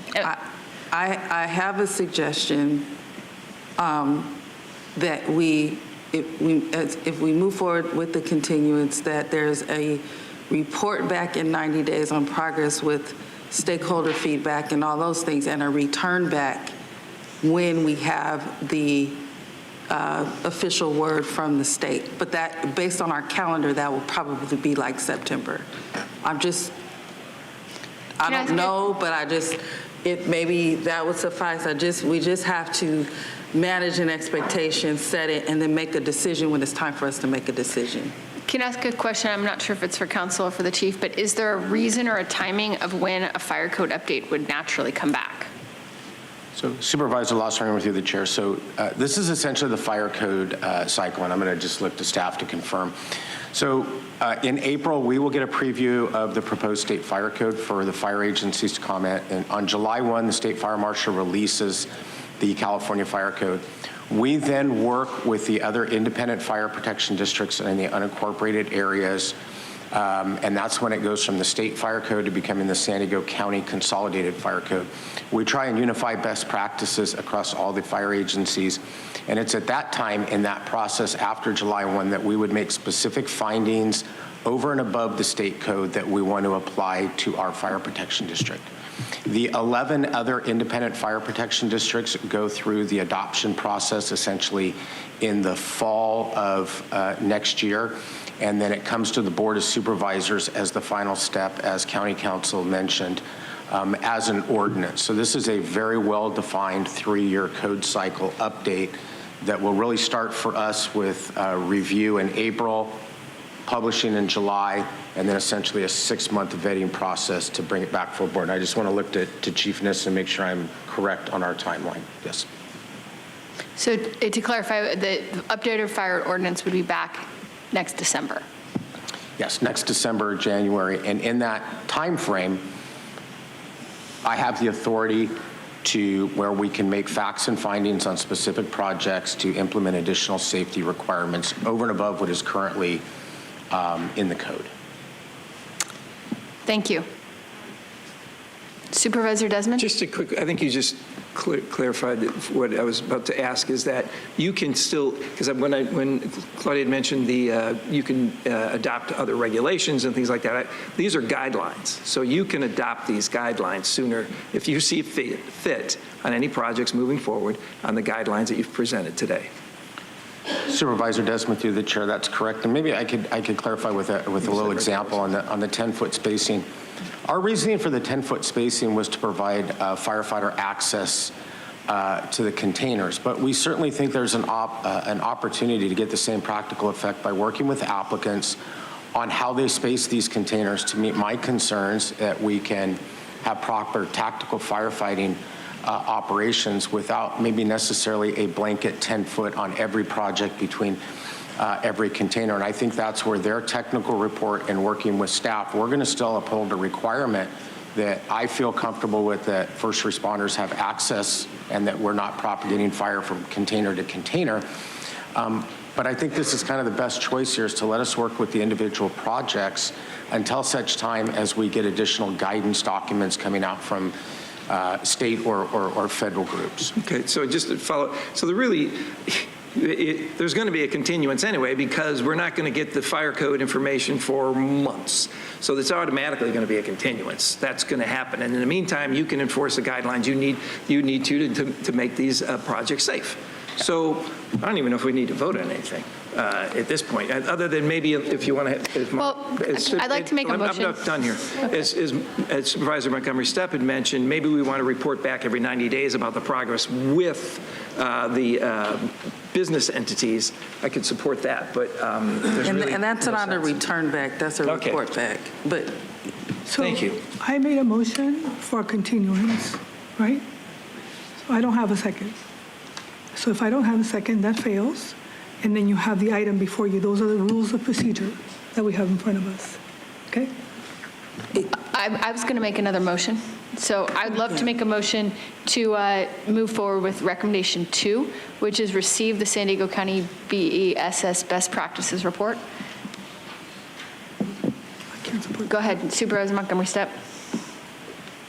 Sorry. And item 1, sorry. Thank you, Claudia, along with recommendation 1. So recommendation 1 is finding the proposed actions are not subject to CEQA, and 2, receiving the San Diego County best practices report. That would be my motion on the floor. Supervisor Montgomery Steppe, did you have a comment? Just a point of order, is this on the continuance? The continuance failed because there was no second.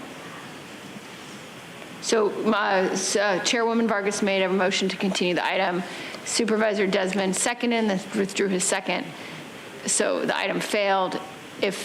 Now we have another item another motion on the floor, which was mine. So either if that doesn't get a second, that will also fail. If it gets a second, then we can vote on it. Or someone could make a substitute motion to do a continuance, since Chairwoman Vargas's original continuance motion failed.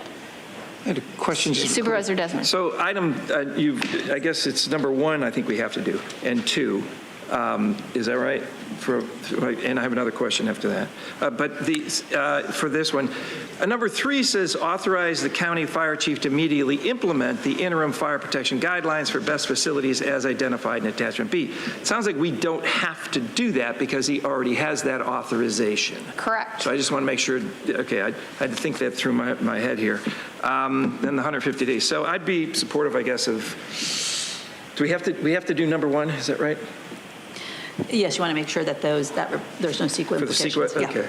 So 1 and 2, is that the modification? That was my motion. If my colleagues wanted to amend that, they wanted to return back or report back or anything, that I'm open to that as well. I just seemed that item 3 we don't need to do because the chief already has that authority. And item 4 seems confusing because we're going to get an ordinance in 150 days that then is going to be updated within another 100 days when the actual fire protection ordinance comes back at the end of the year. So the motion's is number 1 and number 2? Well, number 1 and I'll second number that. 2. Yeah. Okay. Thank you very much. Okay, we have a motion and a second.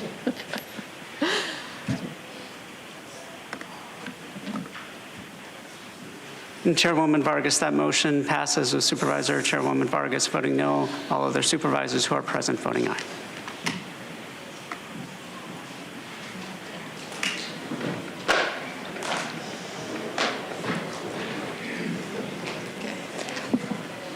Okay, we will now move on to item 29, adopting a board policy on immigration enforcement to enhance community safety. And the chairwoman would like to make some introductory comments on this item.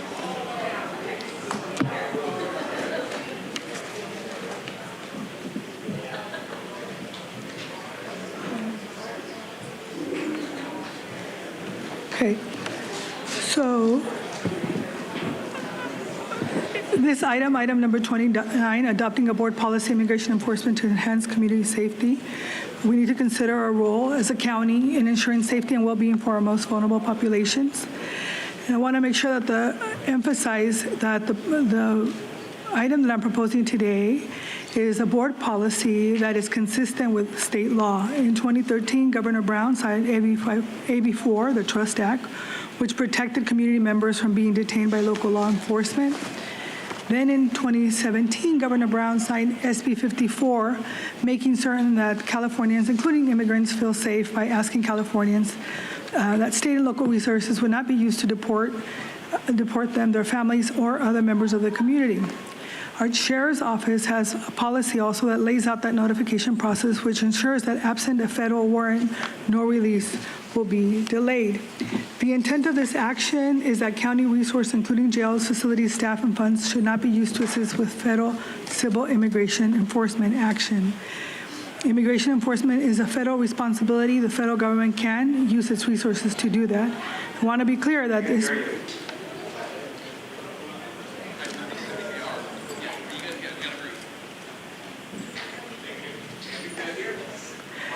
Well, I'm sorry, I had surgery and I'm doing my best I can, so I apologize if you can't hear me. I'm doing everything I can. I probably shouldn't even be here today, but immigration enforcement is a federal responsibility. The federal government. Can you close the door, please, Sergeant? Excuse me, can you shut the door, please? Well, it's people trying to get in, but. Chairwoman Vargas, why don't you wait until we're able to shut the door? So.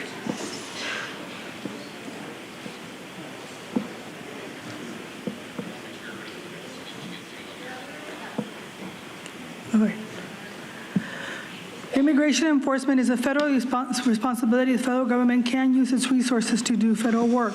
I want to be clear, this policy in no way interferes with federal criminal investigations. We're not talking about releasing criminals on the streets. So with that, it's important to emphasize that we have witnessed the heart-wrenching consequences of current immigration enforcement policies, including families torn apart and communities destabilized. Before we turn it over to the public, Vice Chair, I wanted to ask County Council to please confirm that the proposed board policy is consistent with state law SB 54. Yes, it complies with 54. Okay. And we're going to hear a lot of misinformation today, and I've heard it from some of my colleagues as well.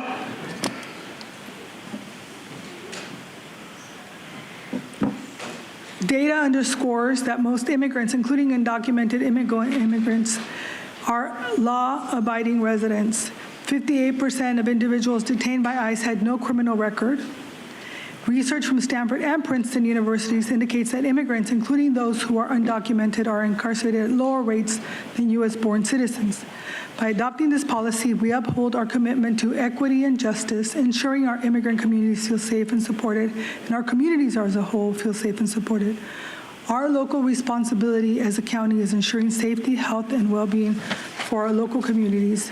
We've made a lot of progress in establishing trust over the last few years, and we want to continue building up that trust in partnership with law enforcement in that community. And with that, I ask my colleagues to make a motion to adopt the resolution adding board policy L2 regarding cooperation with immigration enforcement. Thank you. Thank you very much. So we have quite a bit of public comment on this item. We are going to take a time certain lunch break at 1 p.m. So we will begin with public comment. And when we're getting to 1 o'clock, the clerk will let us know. We'll take a break. And then we'll do the remainder of public comment after the lunch. Okay, clerk, please. Thank you, Vice Chair Lawson-Remer. We have 116 requests to speak on this item, 78 in person and 38 requesting to speak by phone. Also note for the record that we received 539 e-comments, 313 in favor, 202 in opposition, and 2 neutral comments.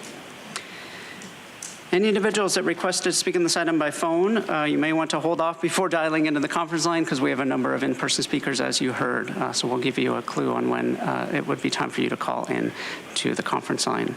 We'll begin with the in-person speakers, starting with those in favor of this item. As your name is called, please come forward and stand on the arrows until it is your turn to speak at the podium.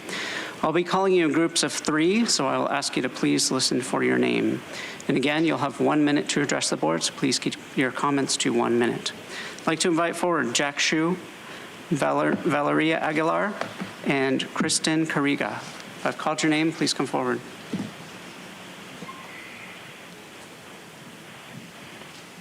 As the speakers are coming forward, I'd also like to note that we have 20 individuals that registered their support but did not wish to address the board today.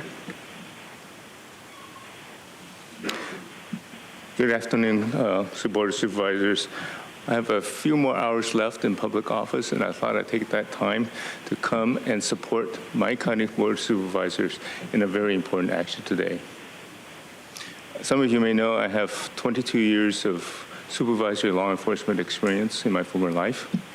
And what I learned there, when I taught community policing, is that community trust is one of the most important parts of law enforcement. And without it, you just can't do your work. Not a little bit of community trust, but as much as you can get, 99% or better. We don't have that in our communities. We don't have that because people, undocumented workers or documented residents, see our law enforcement as a threat. And if that continues, we're just not going to have it right. Please pass this resolution or this ordinance. Thank you. Thank you. Next speaker, please.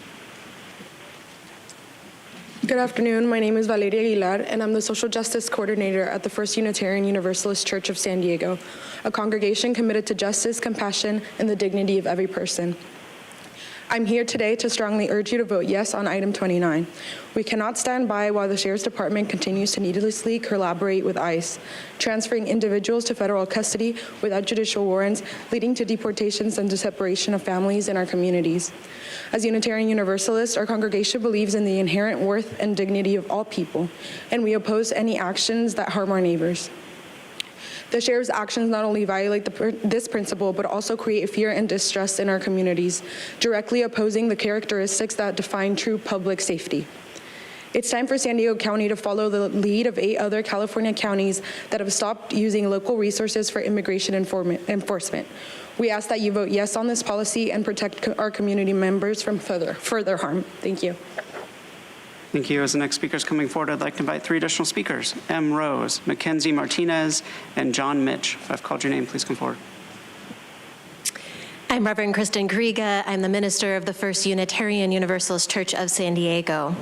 On this International Human Rights Day, I am so grateful for the putting forward of this resolution and just come to say, please support this. We are a faith tradition that believes in the inherent worth and dignity of every person, and we believe that keeping families together and keeping our communities safe is absolutely essential. So a yes on this item will support our communities, will keep us safer, and will honor the inherent worth and dignity of every person. Thank you. Thank you. Next speaker, please. I would encourage everyone, especially Jim Desmond, to vote yes in support of this. Can you please state your name? My name is M. Rose. Thank you. Specifically because on January 3rd, Jim Desmond made a video claiming that county funds were being used to help migrants and said they shouldn't be. January 4th, we proved that statement incorrect by showing receipts from a mutual aid and other organizations that were receiving no county, state, or federal funding. So I expect you specifically to support item 29 to allow the federal government to handle this issue independently from county resources, which you have constantly stated should be the case. Thank you. Thank you. Next speaker, please. Good afternoon, Board of Supervisors. My name is Mackenzie Martinez, and I am here in support of item 29. As Chair Vargas pointed out, today is December 10th, the International Human Rights Day. It is a day to uplift and empower our communities, a day to celebrate our beautifully diverse county, a day to honor the inherent dignity in every human being. We cannot allow county resources to be used to perpetuate hate against our neighbors. A county's job is to protect its residents, not harm them. This misuse of funds feeds into a discriminatory, dysfunctional, and inhumane immigration system that does not represent who we are as a community. I urge the board to pass this ordinance today and honor our human rights. Thank you for your time. Thank you. As the next speaker is coming forward, I'll call 3 additional speakers, Jean Peters, Sarah Parker, and Bob Case. If I've called your name, please come forward. Good morning, Board of Supervisors. My name is John Mish. I urge you to strongly pass this resolution. I applaud you for choosing how we spend county resources locally, as opposed to how some would prefer we spend our scarce resources to enact proposed decisions at a federal level. I recognize the concerns of my brothers and sisters who are opposed. I share your concern for crucial community needs such as safety and a fair economy. And I believe to oppose this would unfortunately result in the loss of immigrants who work hard to keep our businesses open. Businesses would fail if immigrants were not welcomed. Unemployment and recession would result. We all need a strong economy. Public safety would worsen because people would be less trusting of the police. People would stop going to the police for help. 1/3 of El Cajon and 1/5. Thank you. Thank you. Speaker, please. The next speaker is coming forward. I'll call 3 additional speakers, Jesse Schmitty, Paulina Reyes Herreriz, and Reverend Lenny Duncan. Good afternoon. My name is Sarah Parker. As a lawyer, I represent teenagers seeking legal protection of asylum in this country. My clients come here desperate, alone, and terrified, and in many cases, they encounter extreme physical and psychological violence along their route. At the finale of their journey, my clients land in ICE detention centers, and their treatment by ICE agents is part of the violence of their journey.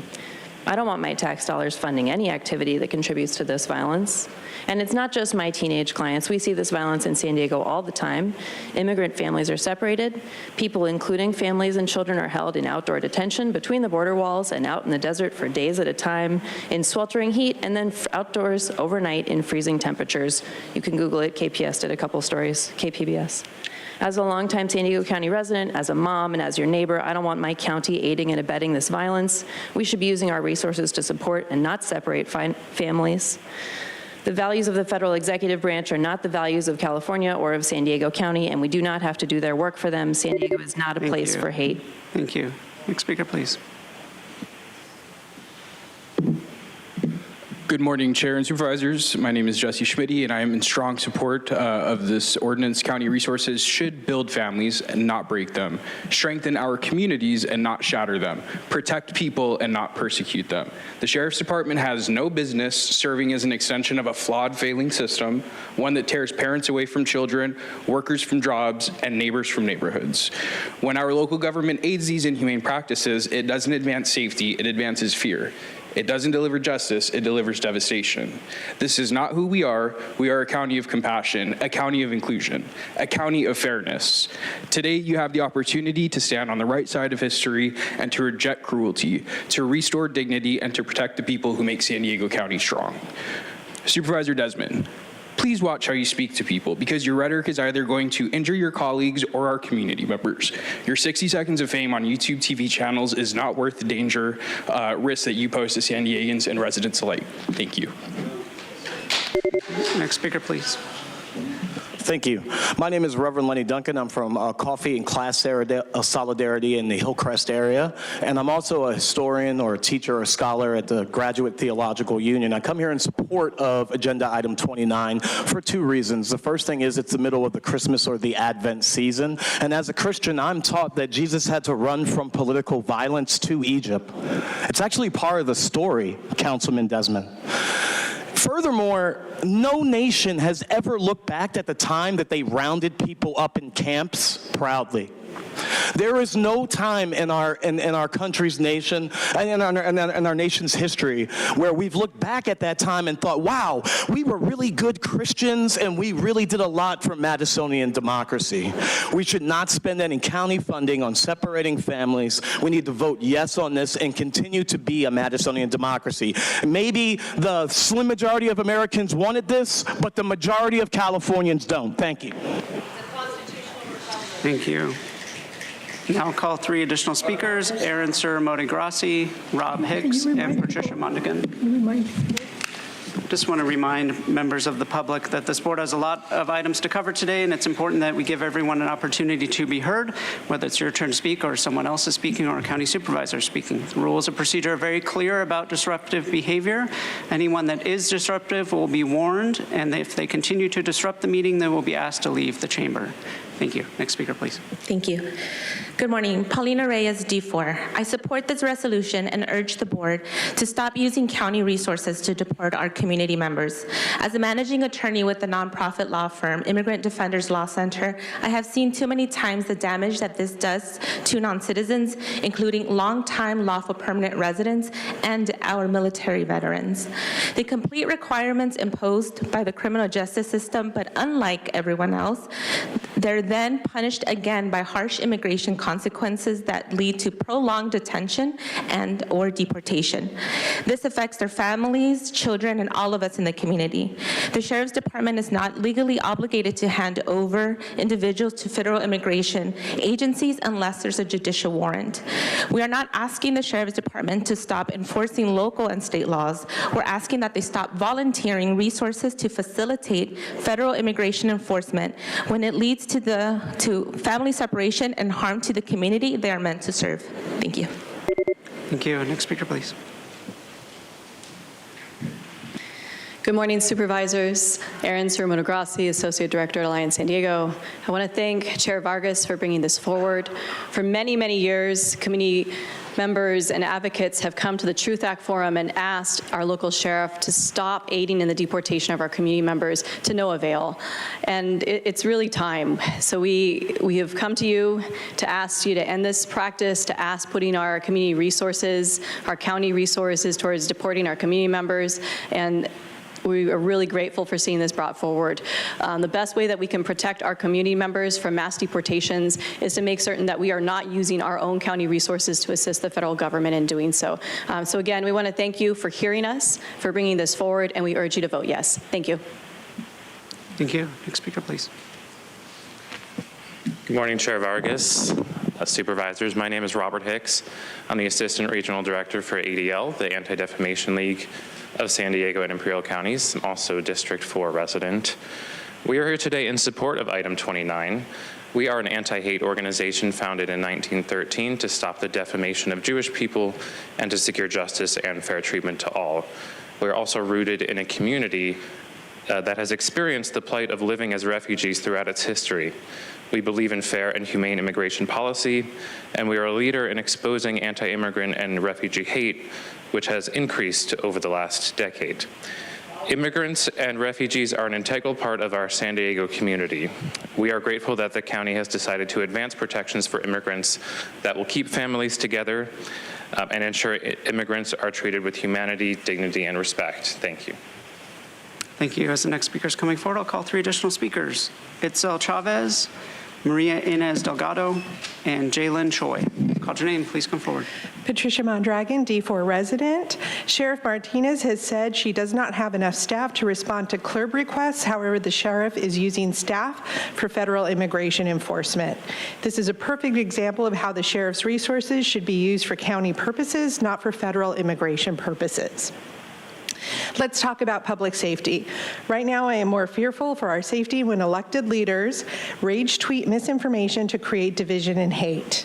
That behavior causes grave concern for all of our safety, including their colleagues on this board.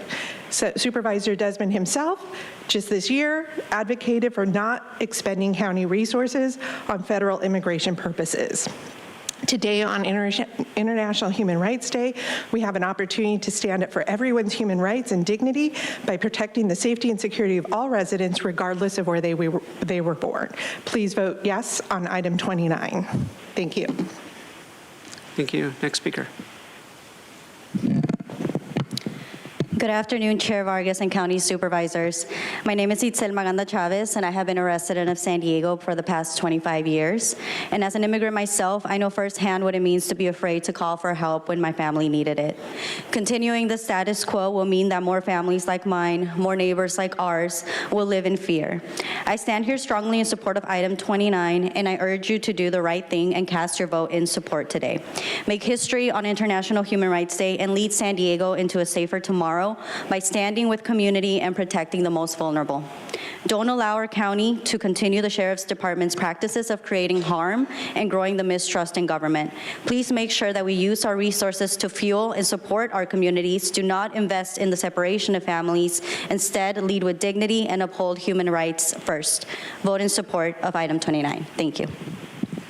Thank you. I'd like to call 3 additional speakers, Tammy Alvarado, Kara Watkins, and Christopher Kennison. Please come forward if I've called your name. Good morning. My name is Jalen Choi, and I am a resident of District 3. I'm here today to urge the county to stop using county resources to deport our community members. It is fundamentally unjust to subject migrants to harsh and punitive immigration enforcement measures, especially when many are fleeing violence, persecution, or extreme poverty in their home countries. It goes against principles of compassion, human rights, and dignity to forcibly remove people from the place they have called to come home and separate them from their families and communities in the process. It repeats a history where migrants have never been welcome in our country and are seen as these criminals, when in fact immigration does not lead to an increase in crime, and immigrants are less likely to to commit crimes than native-born citizens. The county should not be using its resources to engage in enforcement, but instead put their energy into things that will actually do some help, like language access, housing, economic opportunities, the welcoming center, et cetera. Please pass item 29. Thank you. Next speaker, please. Good morning. Hi, my name is Tammy Alvarado. I'm here in support of item 29. I've been a lifelong California resident, and I'm disappointed to hear that the Sheriff's Office is using county resources in assisting the federal government with this immigration problem. Our communities need many things. We need our resources to go to the county where they're supposed to go. Most importantly, these practices lead to unintended consequences like the lack of trust in our law enforcement, and that will increase. Without trust, crimes go unreported out of fear at what might happen to them. People could take matters into their own hands, and that would jeopardize the safety of officers as well as community members. This practice also directly affects the efficiency of the Sheriff's Department because time is taken away from their actual job duties. And lastly, I'm just going to go through on the Universal Declaration of Human Rights, Article 5.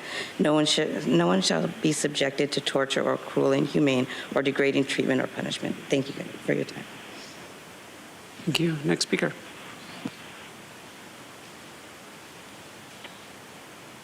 My name is Chris, Civic Engagement Organizer for Alliance San Diego. I've been stopped by 3 different agencies in one day: SDPD, Border Patrol, and Sheriffs. At 15 years old, I've had an off-duty ICE agent pull a gun out on me point blank in my face. So I understand why my brothers and sisters fear for these agencies. 8 counties in California have chosen to stop using county resources to deport community members because the harm it caused. For people in attendance, you should take the word freedom out your vocabulary if you're not willing to die for it. So, and the people that came here, they risked their lives to get here. So they deserve the right to a freedom and a way to prosper. It wasn't an issue when the colonizers did it. Actually, most Americans praise the colonizers when they landed on Plymouth Rock. As a Black and Filipino man, I understand my ancestors made a greater sacrifice than anybody who's standing in America today. We've made a greater contribution to this so-called country and have collected a lot less. We urge the board to pass item 20. Thank you. As the next speaker is coming forward, I'll call 3 additional speakers: Simone Guzman, Lillian Serrano, and Jermaine Roca Corba. If I've called your name, please come forward. Good morning, I'm Kara Watkins. I live and work in San Diego County, and I'm here to ask the County Board of Supervisors to pass item 29.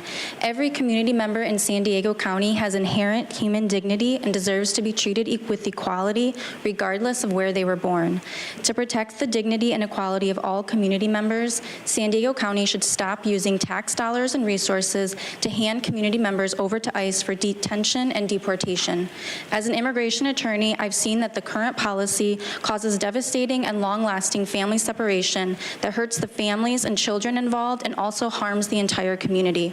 The county should protect family unity and foster a healthy community where people do not live in fear of seeking help from the county or the Sheriff's Department for any vital services they may need. I strongly support item 29, and San Diego should join the 8 other counties in California who chose to stop using county resources to help deport community members. Thank you.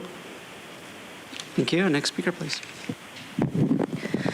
Good morning, my name is Simon Guzman. I use pronouns such as he, him, and él. I first want to thank Chair Vargas for introducing this brave measure here today. I'm here to speak in support of this item, knowing that local agencies and personnel are not federal immigration officers, nor are they judges or experts on this topic. As taxpayers, we already pay money. Our Congress this last year allocated over $176 billion to DHS. So I know that with our limited resources, these are our resources and time instead should be going to helping working families or to help survivors if that's what we really care about, with free mental health services or other kind of programs.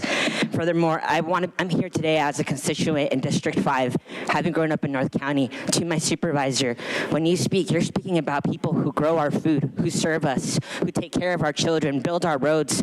Please, please, please, when you at least make your vote, acknowledge us for once, because you're also elected to represent us and our families too. Thank you. Next speaker. Hello, my name is Jermaine Roca Corba. My pronouns are she, they. I am a policy manager with PANA, and I live in District 4, working with refugees, immigrants, and asylees. I'm also a granddaughter of a U.S. veteran that swore to protect our values of civil liberty and democracy for all people without intimidation and hostility.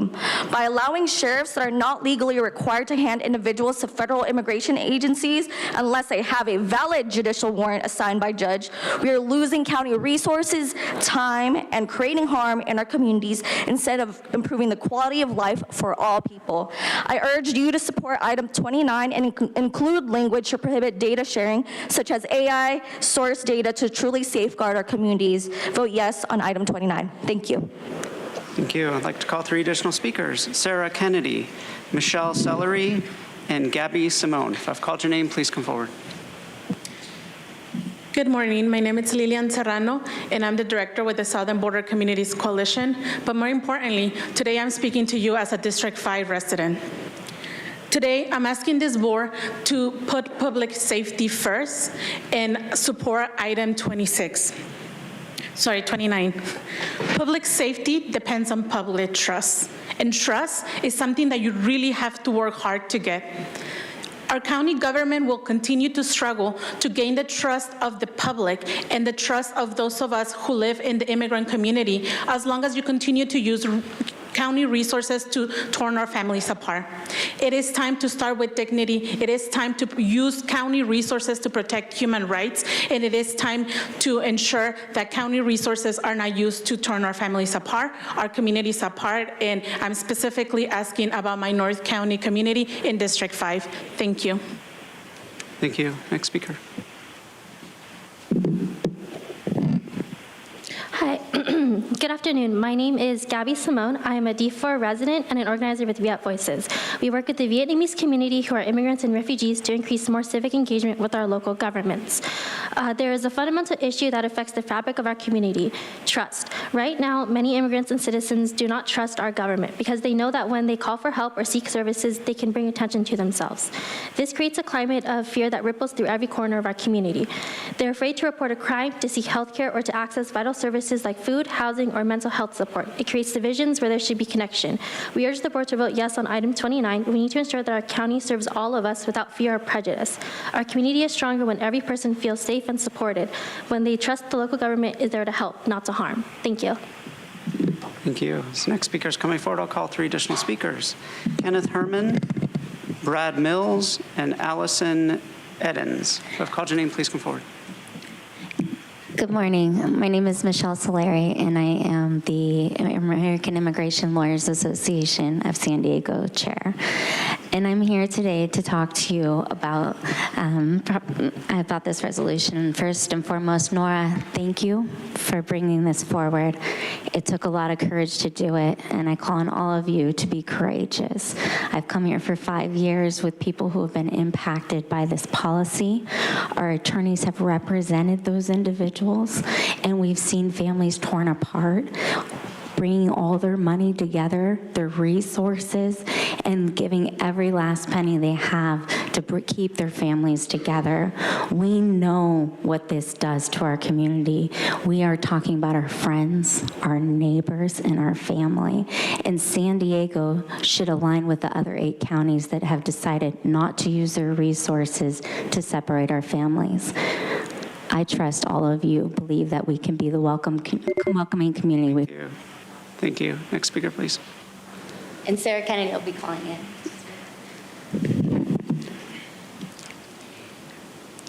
Good afternoon. My name is Ken Herman. I'm a resident of North Park, and I also lead the music ministry at Our Savior's Lutheran Church in North Park. I believe our discussion today has a moral and a spiritual component, and I'd like to read 2 verses from the book of Leviticus in the Hebrew Scriptures.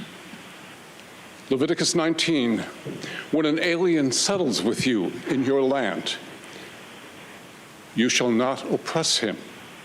He shall be treated as a native born among you, and you shall love him as a man like yourself. I am the Lord your God. I hope you consider this. Thank you. Thank you. Next speaker, please. Hello, good morning. Thank you all for your service to the county. My name is Brad Mills, Father Brad, and I'm a Catholic priest here in San Diego. And I support this measure today because countless members of my faith community, like many faith communities here in San Diego, would be affected by this.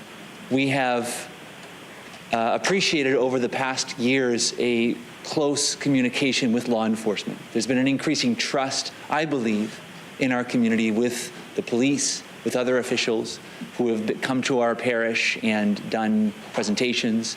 And I want that trust to continue. I want that trust to grow because our parish community and so many people in the county need trust in law enforcement, and we need to avoid a culture of fear about communicating with law enforcement. That will keep our community safer. Thank you very much. Thank you. As the next speaker is coming forward, I'd like to invite 3 additional speakers: Pedro Rios, Mary Niez, and Reverend Jerry Newell Davis. Hi, good afternoon. My name is Allison. The land acknowledgement that we read this morning should remind us that we were not the first ones here. We are a country of immigrants, and we took what was not ours. We know that we have a long history of forcing urgent migration. The journey is treacherous to get here, and when folks get here, they are intentionally harmed by federal immigration agents, like we saw exemplified on November 27th in San Isidro, when Border Patrol agents drove at a horrifying speed into migrants. These are not criminals. They are our friends, they're our neighbors, they're part of our community, paying over $218 million annually in taxes and being far less likely to commit crimes. Local law enforcement colluding with federal immigration agents, choosing to hand over individuals to ICE and telling them about release dates completely undermines our trust in our local law enforcement and our local government. It's time for us to join in the 8 other counties that are ending cooperation with ICE and the DHS. Thank you so much. Thank you. Next speaker. Hello, Mary Nees. I strongly support adoption of policy L2. It is long past time for the county to stop doing the work of federal immigration staff and stop colluding with ICE. Immigration is a civil matter. No federal representative must be given the power by any county staff member to violate our values. Only a federal judicial warrant, not a staff member's nor an immigration court's warrant, should prompt the releasing of confidential information, nor of somebody being released from county jails into the custody of ICE. Remember, some of those released have never been convicted of a crime and are just waiting a hearing. Our community benefits when everyone feels that they can call on law enforcement. If a percentage feel that they would impact a family's livelihood or unity, our entire community suffers. By providing a hard no to federal immigration agents, L2 will prevent the federal government from using our jail staff to racially or nationally profile our neighbors. Society benefits when we all feel safe. Thank you. Thank you. Next speaker. Good afternoon, Board of Supervisors. My name is Pedro Rios. I direct the American Friends Service Committee's U.S.-Mexico Border Program. For over 20 years, we've been documenting the presence of ICE in our communities and the deleterious impact that they have when they separate families. I've had an opportunity to speak with many of those families. I remember the 16-year-old who was left with her 2 siblings having to deal now with selling the furniture from her house, her parents' homes, because her parents were violently taken away from their Spring Valley home. I've worked with workers from various industries who have been targeted by ICE, where ICE will stop them in their vehicles, take the parents away, and leave the children standing on their own. Is this the type of association that the county would want with an immigration agency that continuously violates human rights? I don't think so. Today's theme for International Human Rights Day are rights, and we should uphold our rights today. Thank you. As the next speaker is coming forward, I'd like to invite 3 additional speakers: Alan Colburn, Marilia Mancion, and Kim Knox. If I've called your name, please come forward. Chairwoman Nora Vargas and all supervisors. My name is Jerry Newell Davis, and I'm a pastor in the United Methodist Church, and I'm here to speak in favor of adopting item 29. My family and I have hosted an asylum seeker and her son for 6 years. They are here with the knowledge and the approval of the DOJ and Homeland Security. She has a work permit, but still she lives in fear that she will be deported without a fair and just due process. This comes from hostile rhetoric language from elected officials and others who call all immigrants and asylum seekers illegal, as well as the fear of county and federal practices. Every person, regardless their age or stage in life, deserves the responsibility of us to give them safety and security, knowing that law enforcement will protect their rights. Thank you.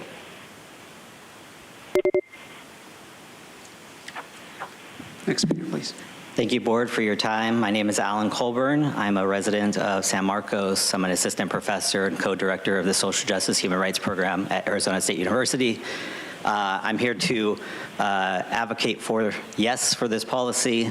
California, San Marcos has an opportunity here to really show the nation how to be welcoming, how to protect our communities. Immigrants are long-standing members of our communities for generations. As the federal government continues to expand enforcement and frame immigrants as a threat, San Diego has a responsibility to push back and show the nation how immigrants are actually a vital part of our community, contributing over $100 million in 2022 in taxation, contributing to the nation over $96 billion during that year. Immigrants have been here. They are part of our communities. They are vital to our communities. It is not the responsibility of San Diego to enforce immigration law, but it is a responsibility of San Diego to take care of its immigrant community. Thank you. Next speaker, please. Good afternoon. My name is Marilia Maskian, District 9. I just want to thank Supervisor Vargas for putting forward this resolution. I'm here with ACE today and so many other community members, as you can see, and him here in strong support of this resolution. We need to protect our immigrant friends and neighbors from being unjustly targeted and to use these resources for things we need, like housing, healthcare, and fighting for the climate crisis. We have a broken immigration system that unjustly criminalizes the very act of migration, something that should be a human right. As an immigrant myself, I know how broken the system is. And this is a very important step we can take to keep our neighbors safe. And I want to thank you again. Thank you. Thank you. As the next speaker is coming forward, I'll call 3 additional speakers: Robert Vivar, Flower Alvarez Lopez, and Mia Thompson. I've called your name. Please come forward. Good afternoon, Supervisors. I'm Kim Knox, President of the League of Women Voters of San Diego, and I'm also speaking today on behalf of the League of Women Voters of North County, San Diego. The League strongly supports a criminal justice system that is just, effective, equitable, transparent, and that fosters public trust at all stages. The League also supports due process for all persons, including the right to a fair hearing, right to counsel, right of appeal, and right to humane treatment. We ask that you adopt the resolution and Board Policy L2 to affirm the county shall not provide assistance or cooperation to ICE in its civil immigration enforcement efforts. This policy will best foster trust and cooperation between immigrant communities and local law enforcement, essential elements for public safety. Thank you. Thank you. Next speaker, please.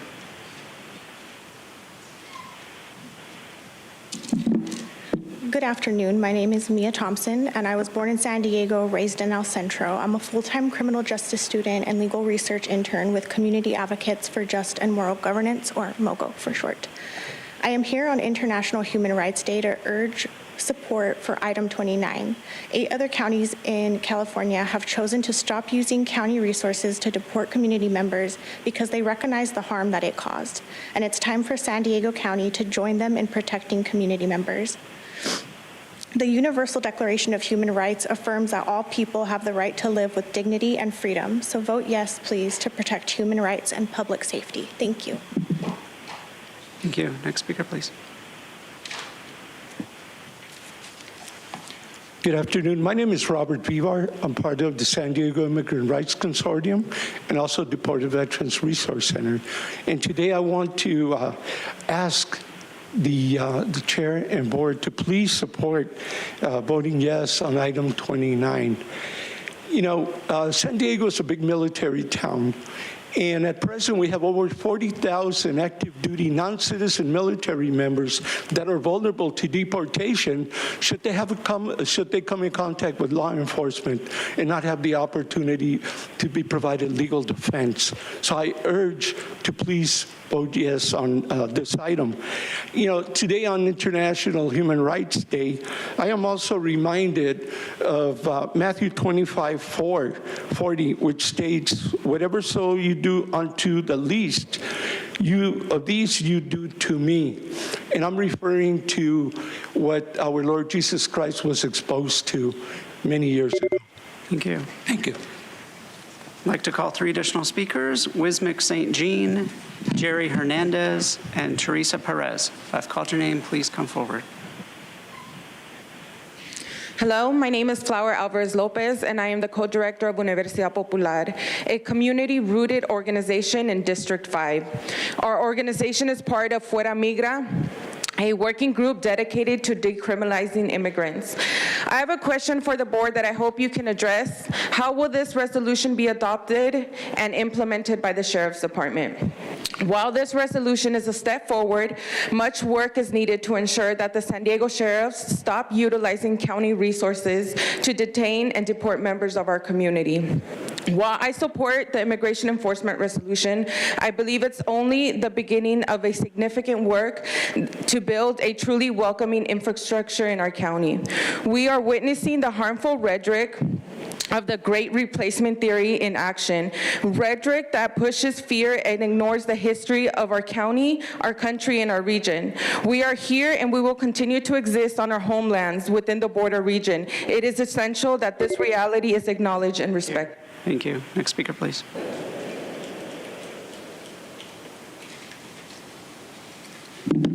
Good afternoon, Board of Supervisors. My name is Wismic St. Jean, and I'm here with Pastor Simon, who is a Haitian pastor of 300 members, Fabiola Blanc, Secretary of HPAC, and Mark Poto, who is also Communication Director. We're all here today in support of item 29 on your agenda. Again, I want to express my support. I want to highlight our community struggles, our concern and challenges in one short stories. Binol mentor, illegal immigrants, TPS protected, asylum is pending with USCIS, and he has been living in San Diego since 2022. A few weeks ago, he was detained while he inadvertently entered a restricted facility. He's now in deportations proceedings. Thank you. Thank you. Your time is up. The next speaker is coming forward. I'll call 3 additional speakers: Elizabeth Sanchez, Jocelyn Hernandez, and Elizabeth Hernandez. If I've called your name, please come forward. Hello, Board of Supervisors. My name is Teresa Perez. I'm the lead organizer with the San Diego Organizing Project. SDOP strong support the item 29. We need San Diego County to stop using county resources to deport our community members. Public safety depends on community trust. Using county resources to deport community members destroy community trust and pull off our safety at risk. We are a faith base and we believe in the values and the equality for everyone. So I ask, please vote yes on item 29. Thank you. Thank you. Next speaker, please.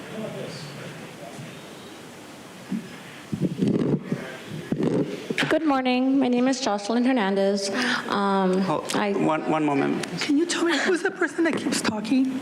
Sir, this is your first warning. Your second warning, you're going to be asked to be removed from the chambers, okay? Thank you.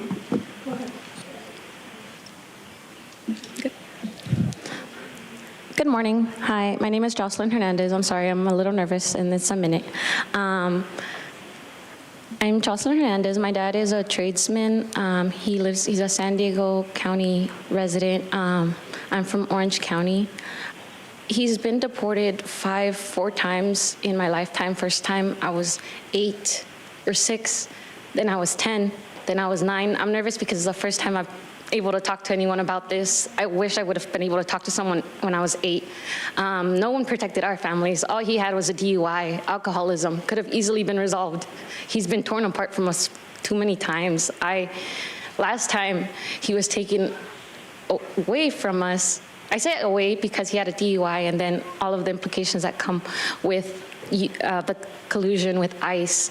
He could have been, he's been deported many times and he's always come back for us, my sister and me. I would have been able to graduate UC Berkeley if he had helped, which he wasn't allowed to. Next speaker, please. Next speaker is coming forward. I'll call 3 additional speakers: Ali Reza Torabi, Biba Zarate, and Clariza Marin. I've called your name. Please come forward. Hello, my name is Elizabeth Hernandez, and I was born and raised in the LA area.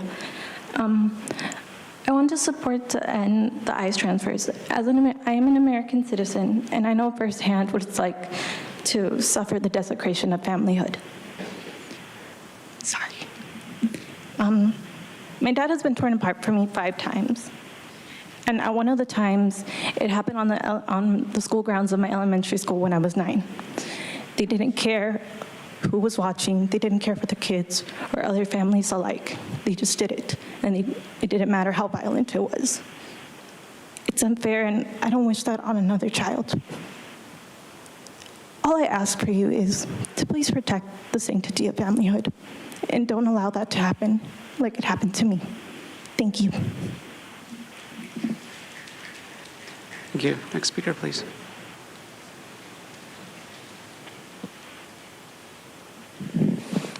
Hello, everyone. My name is Ali Reza Torabi. I am here as a representation of the undocumented community. I am undocumented, a DACA recipient with an order of removal. I am a person who has had his mother placed in immigration jail prior to these protections being placed for my community. And I think about my younger sisters and brothers that do not have these. If this does not go through, they will not have these protections like I had. And I was able to utilize them to navigate and go through higher education. And I come here today as a MD, a doctor that graduated med school, and I was able to do that because of a community that supported me. I was able to do that because I had people that backed me. And I tell the people here that are in opposition to this bill that if you show up and you are under my care, I don't care about how you treat me or what you say to my community, I will care for you, because that's how I was raised, and that's how my community taught me to treat others. Thank you. Next speaker, please.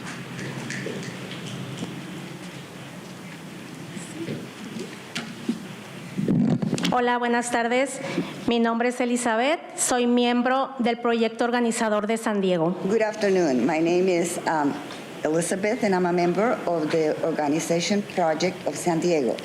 Necesitamos que el condado de San Diego deje de utilizar los recursos del condado para deportar a los miembros de nuestra comunidad. We need that the county of San Diego stops using the resources of the county in order to deport the members of our community. La seguridad pública depende de la confianza de la comunidad. Public safety depends in the trust of the community.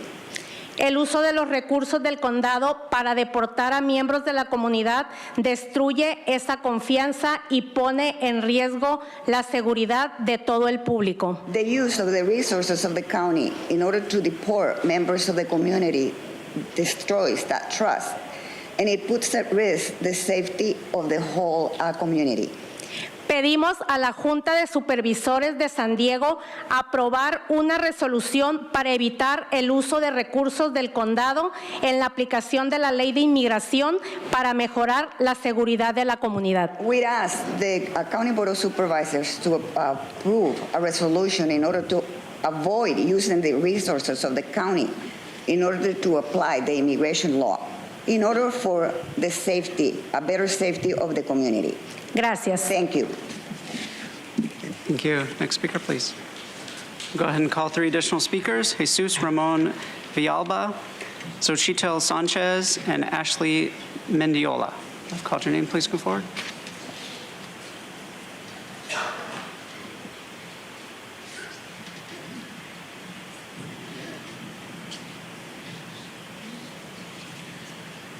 I'm Jesus Ramon with CIPC, Undocumented and Unafraid, speaking in favor of item 29.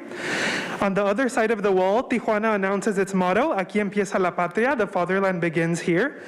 Regardless, the U.S. has come to be home for many of us for decades. San Diego County is home to a vibrant immigrant community that contributes to the everyday wellness of its neighborhoods. 8 counties across the state have already made good on their responsibility to their community by extending peace and security for all of its inhabitants. By approving item 29, the county affirms that despite what those letters on the other side spell out, here is where our home begins. Thank you. Next speaker, please. My name is Xochitl Sanchez, and I am a senior statewide organizer with the California Immigrant Policy Center. I am here in solidarity with the immigrant communities of San Diego County and the immigrant advocates, organizers, and activists serving binational communities and carefully navigating the challenges of border militarization and border violence. My respect to them for the invaluable work they carry out, and my respect to the immigrant communities of San Diego that have contributed their culture, entrepreneurship, ingenuity, and vibrant spirit to this region. It is clear that the Biden administration has failed immigrant families, and the Trump administration plans to terrorize communities with mass deportations. In light of the threat, San Diego County must join the 8 other counties in California that have chosen to prohibit the use of county resources to deport community members. We know that this is not going to be enough. It will take organizing and community defense to take care of our families, and we're committed to do that. County resources must be dedicated to serving, protecting, and keeping families together in San Diego. Thank you. The next speaker is coming forward. I'll call additional speakers. Clint Carney, Paulina Reyes, and Michael White. If I've called your name, please come forward. Hello, my name is Ashley Mendiola. I'm a member of San Diego Organizing Project. We need San Diego County to stop using county resources to deport our community members. Public safety depends on community trust. Using county resources to deport community members destroys community trust and puts all our safety at risk. We urge the San Diego Board of Supervisors to pass adopting a board policy on immigration enforcement to enhance community safety. Thank you.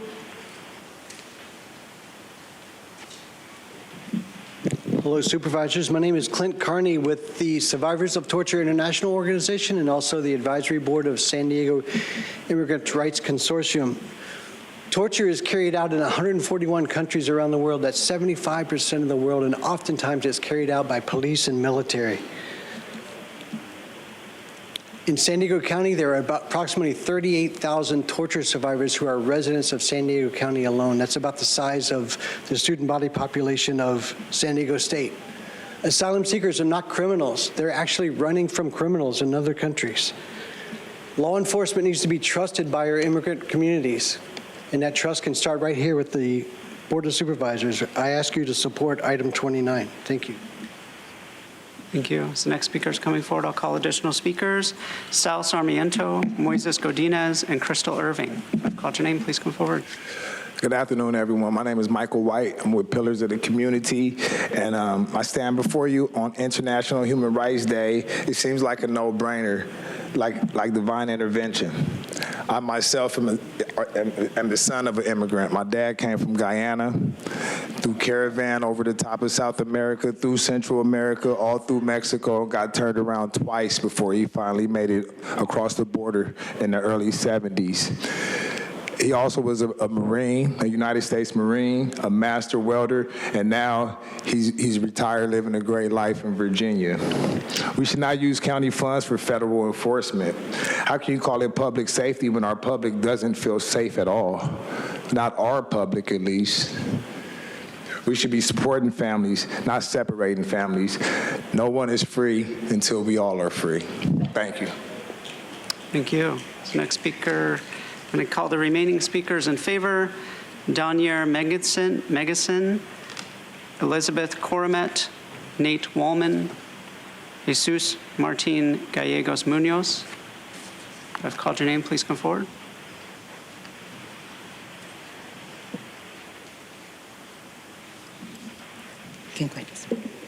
Hello, my name is Danya Meganson. I'm with the San Diego Organizing Project. I'm a organizer with them and a longtime resident of Chula Vista.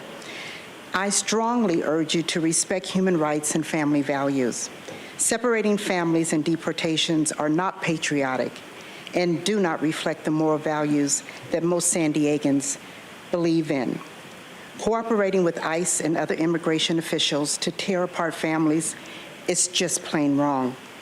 I urge you to stop wasting county resources to tear apart our communities and pass this item.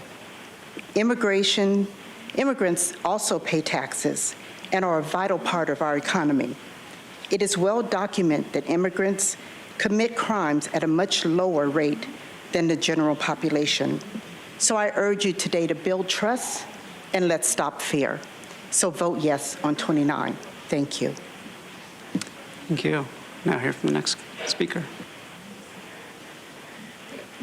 Good afternoon. My name is Elizabeth Crumay. I'm an attorney in San Diego, and I've been a San Diego County resident for over 40 years.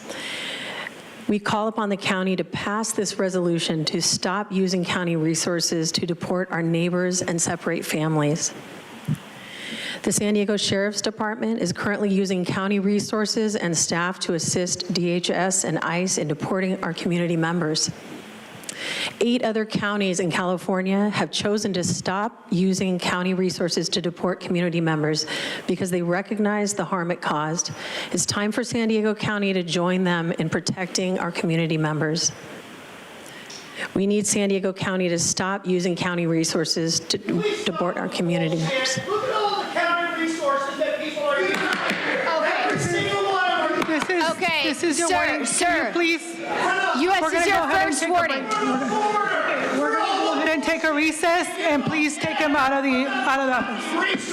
I want everybody to be safe. I'm going to ask him to be removed from the premises. You're being disruptive of this meeting. Can you please, we're going to take a break. Okay, we're now taking a 5-minute recess.